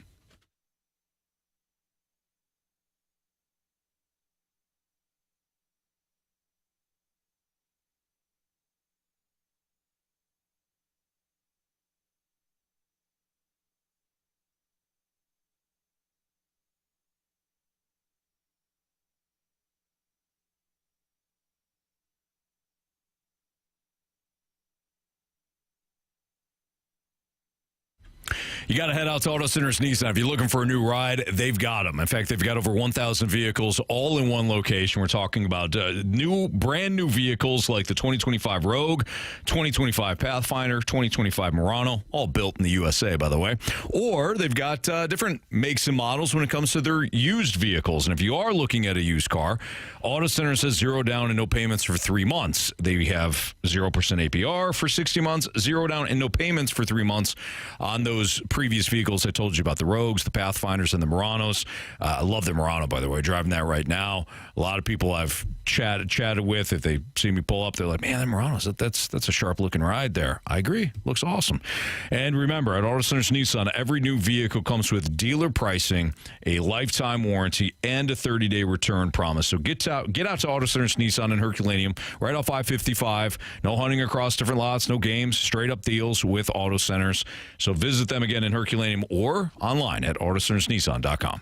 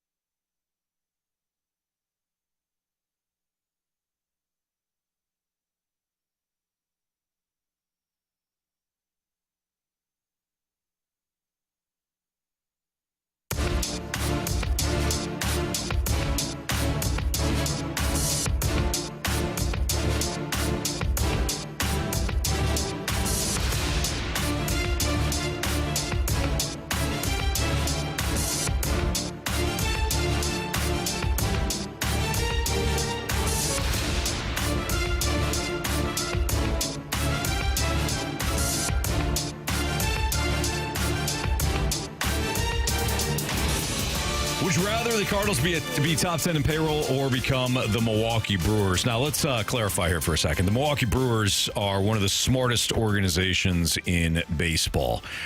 Despite not having top-end talent, they continue to win the NL Central, much to the dismay of the Cardinals and other teams in the Central.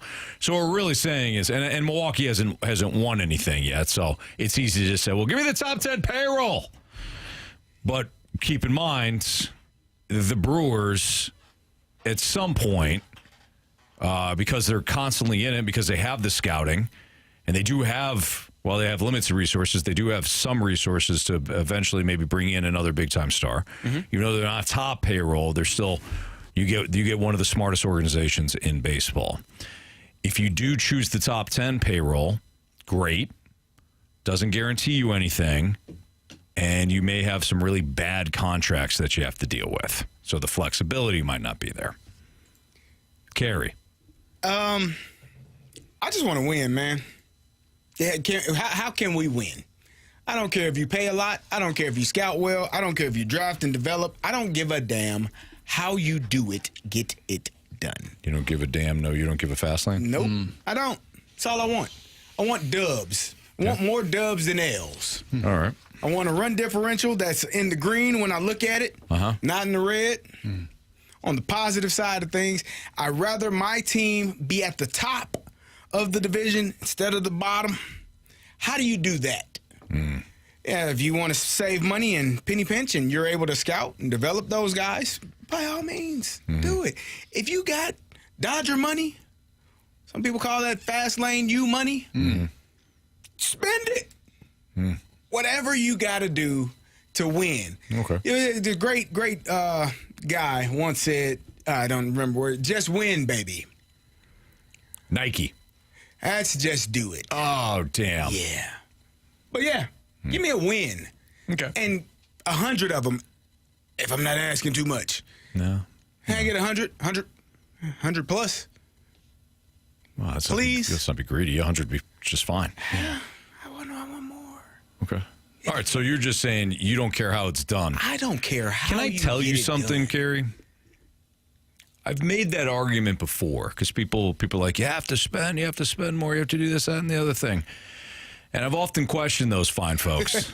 I've said, you actually don't really care how they do it. You just want them to do it.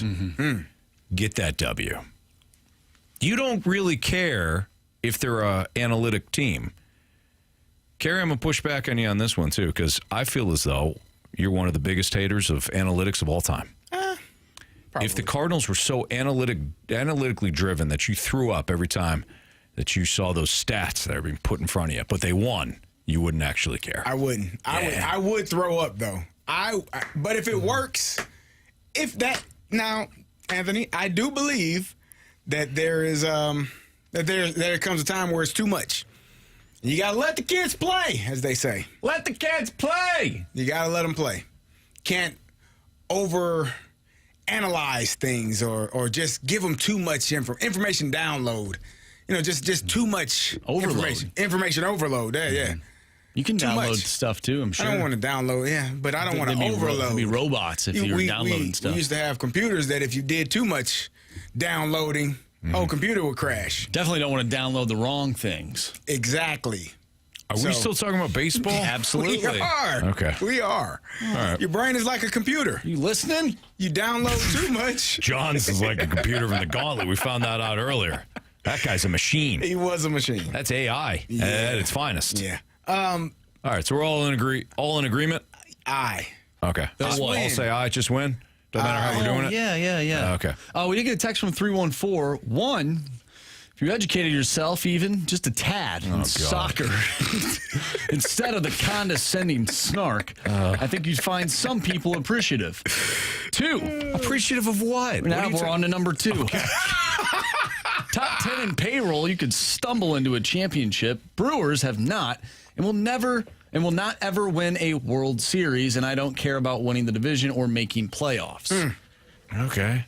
So one way to that was Hey, can I just Stalter is one big cocky fatty. No, that's not from the 314. That's from Phil. That's from Patrick. Oh, that's right. Yeah. Can I say something about that texter? Yeah. And this is actually genuine. This is from my heart. I'm not being condescending when I say this. It's definitely good. No, guys, let me get this out. Definitely. Let me get this out. You had to start it by saying, you know what? Go ahead. Thank you. Yep. If not for that texter, I don't know that any of us should be breathing. That person saved a lot of lives just by existing. That person... That feels very condescending. No, just let me finish.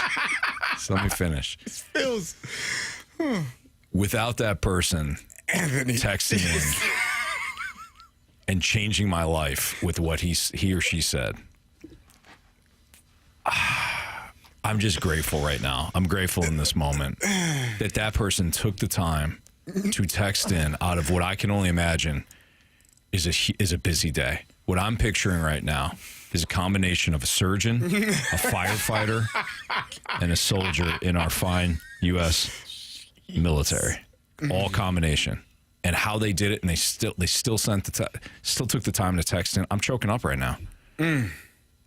to say what they did. On behalf, and I know I can talk for all of us when I say this right now. Speak for yourself. Thank you. Thank you for all that you do and for putting us in our place. Anthony. Appreciate you. That was Thank you. Probably the most condescending thing you've said. What? In ever, Bob. That's not true. It's close to it. Why can't I just show some appreciation for a listener that decided to get all snarky? You could have just said thank you. No, I that wasn't good enough to just say thank you. Oh, Anthony, I can't breathe right now. Yeah. No, you're right, though. Thank you. Yeah. Okay. We got Beat the Streak and Bet the Board next in the Fast Lane on 101 ESPN, but we do need a new Beat the Streak contestant. Maybe it'll be this person. We should. If you want to play Beat the Streak, you know what? Doesn't have time. He don't have time.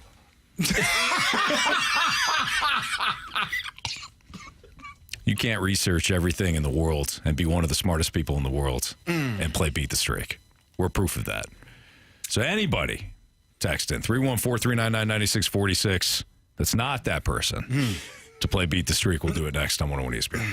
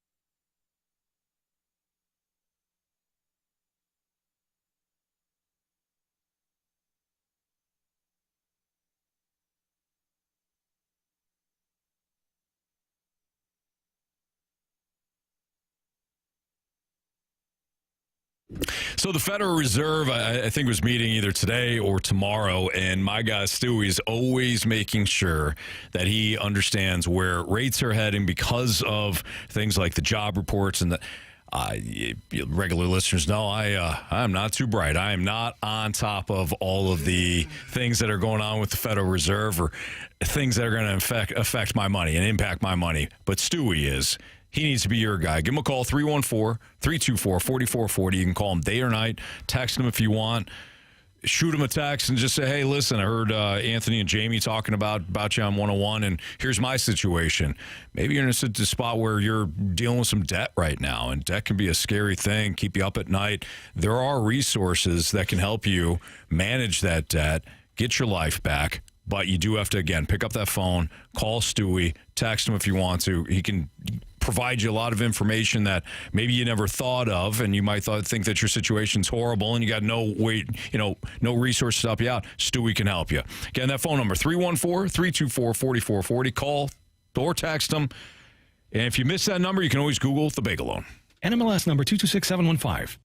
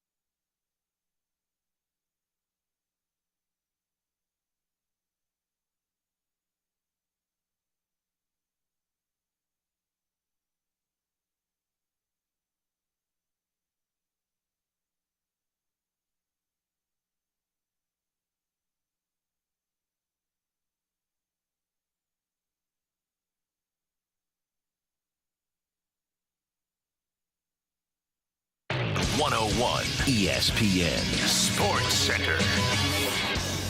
I'm Andrew Marsh. It's time for a Sports Center update brought to you by Saliga Heating and Cooling. The Cardinals take on the Miami Marlins tonight with Miles Michaelis on the mound. First pitch tonight is at 6:45. If you miss anything from today's show, including our interview with Brad Thompson, make sure you go to 101ESPN.com or check out the free Dobbs Tire and Auto Center's 101 ESPN mobile app.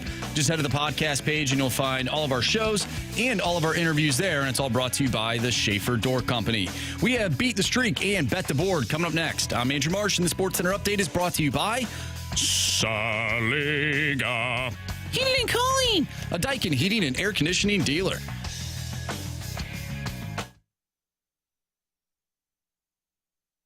I want to hit baseballs. All of my successes depend on me. You're ready to hit. The hits just keep on coming. And his first big league hit is a bullet up the middle.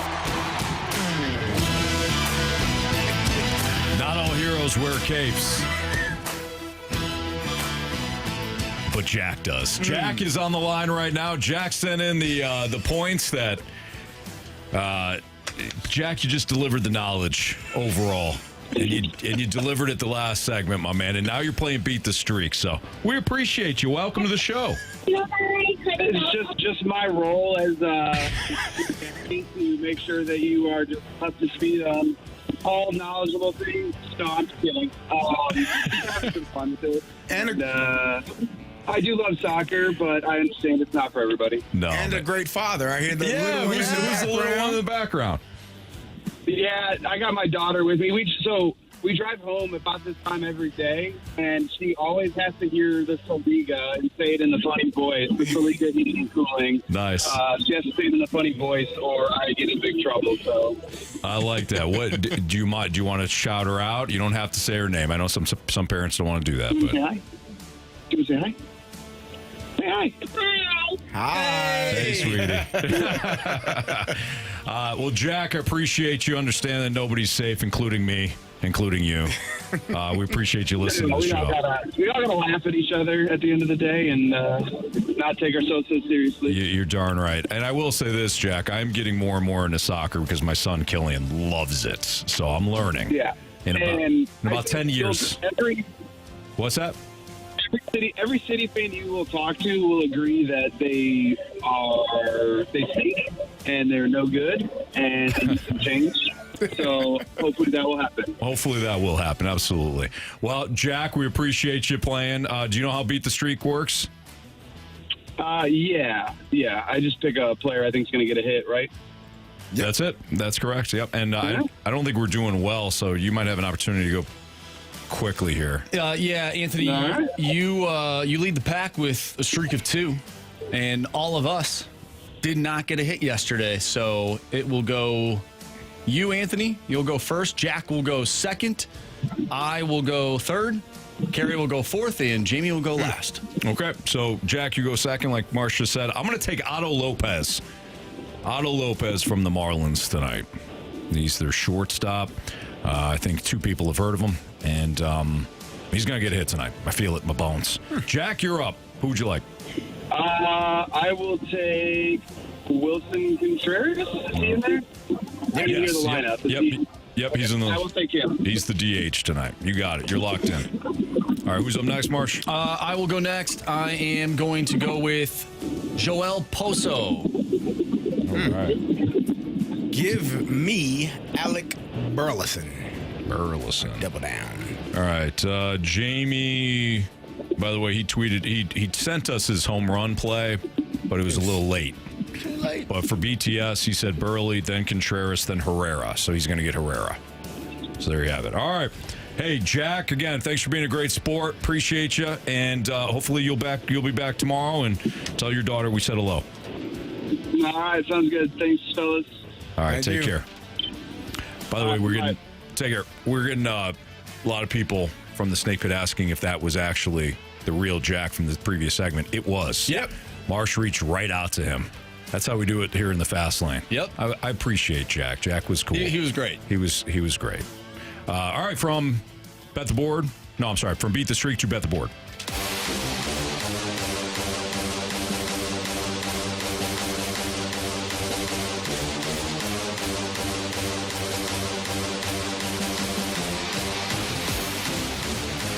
All right, Jamie's still in the lead, right?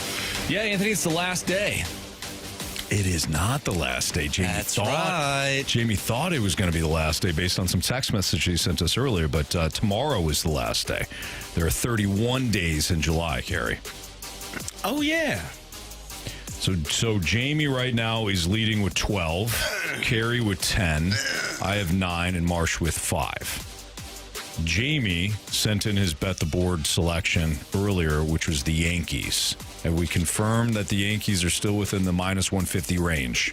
Checking right now. They are minus 142. Yep, minus 142. Okay. All right, CD, you're up. Give me Ellie De La Cruz, 1.5 hits, runs, RBI, which is minus 110. All right, give me the Cardinals, because I think Miles Michaels is going to shove tonight. I think he's going to shove for about 5 innings. It's hot. That's Sonny Gray. Oh, it's just baseball. Listen, will he give up 3 home runs? Yeah, but the rest of the time he's going to be great. And the Cardinals' offense, after taking last night off, they're going to come to play tonight. All right. Big believer in the Cardinals tonight. I believe you. Thank you. Should have had him the other night. Yeah. Carey snaked me. I'm sorry. My pick doesn't really matter, so we're going to go with an off-the-wall pick tonight. I believe it was Ryan who said last week when Miles Michaelis made his start against the San Diego Padres that Miles Michaelis would have at least 6 strikeouts. Well, last Friday was not the day, but tonight will be. Miles Michaelis, 6+ strikeouts at plus 550. Okay, there you go. So Marsh and I both believe in Miles Michaelis tonight. Carey, you should hop on board. Nah, I'm okay. Okay. I believe in you guys. That was nice of you to say. By the way, this is interesting. Ken Rosenthal on X. Phillies close to acquiring Duran from the Twins. Sources tell The Athletic. No. What about Hell's Bells? You'll hear it tonight. Mo, how about you get off your you-know-what? Nah. Come on, man. Only 3.5 games out. 4 games, Anthony. No, stop it. You're not the Angels. We are not. All right. What we learned, 3 stars of the day, coming up next on 101 ESPN.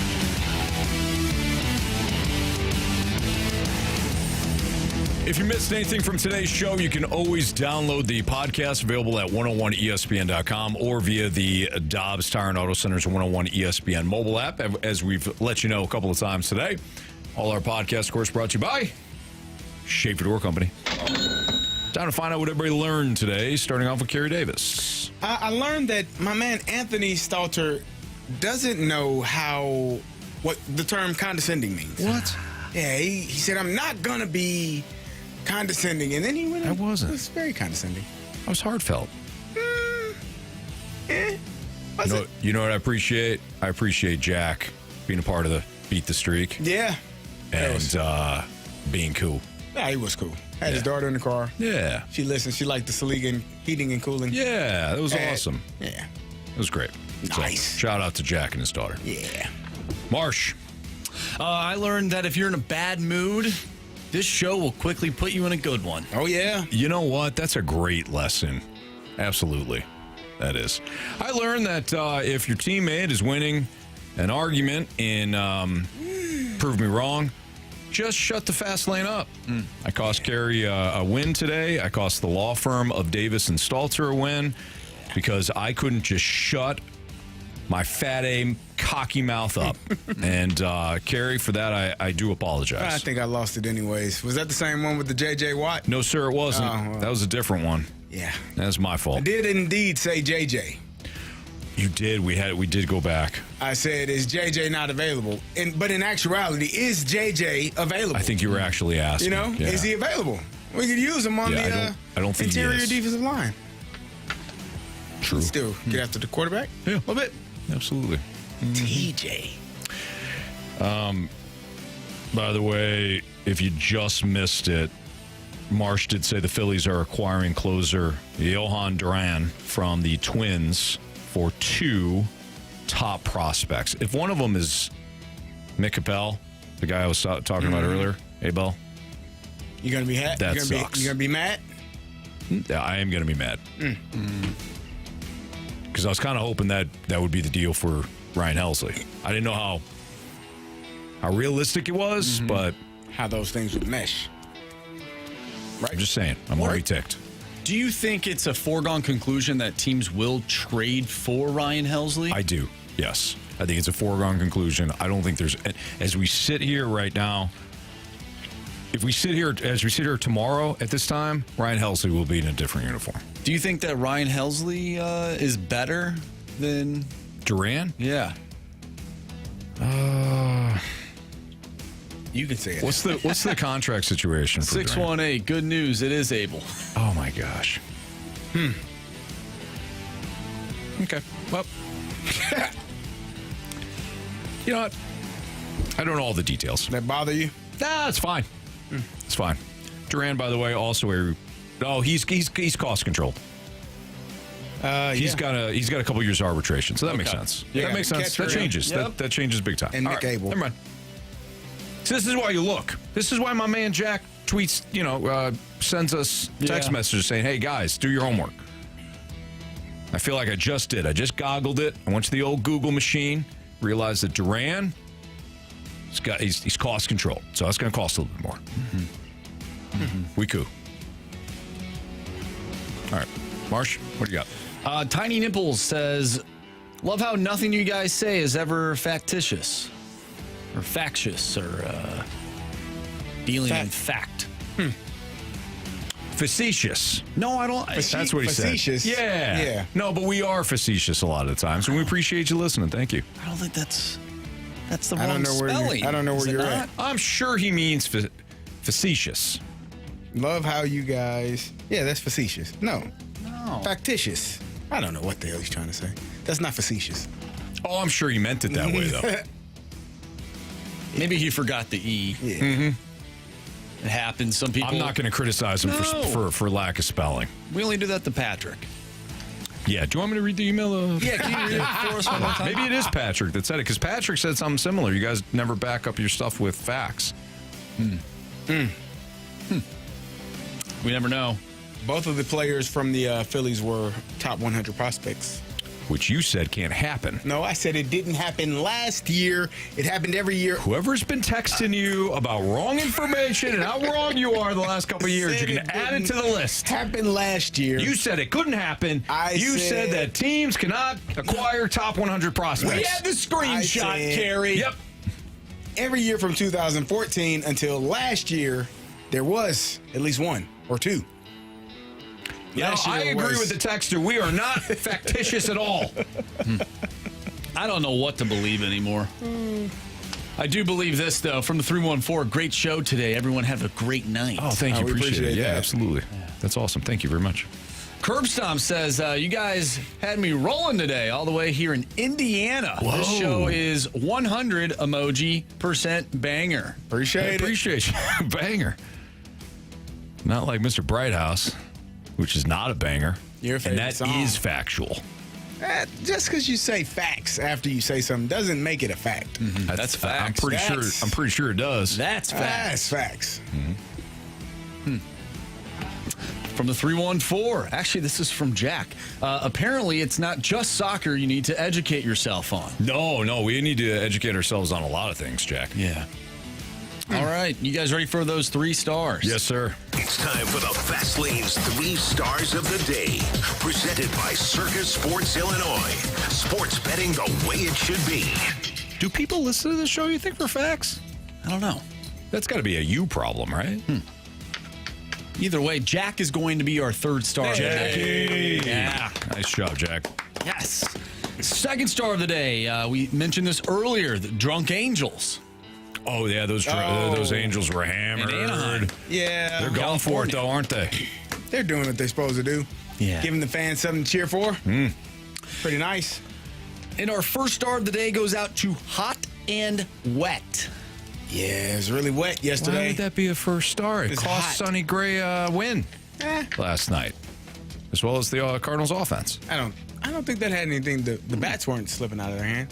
Well, I'm just saying, They were holding onto the bat tight. If it Even weren't, though it was really wet and hot. It could be a double entendre, Anthony. if it wasn't so hot and wet, Sonny Gray probably would have dominated last night. That's all I'm saying.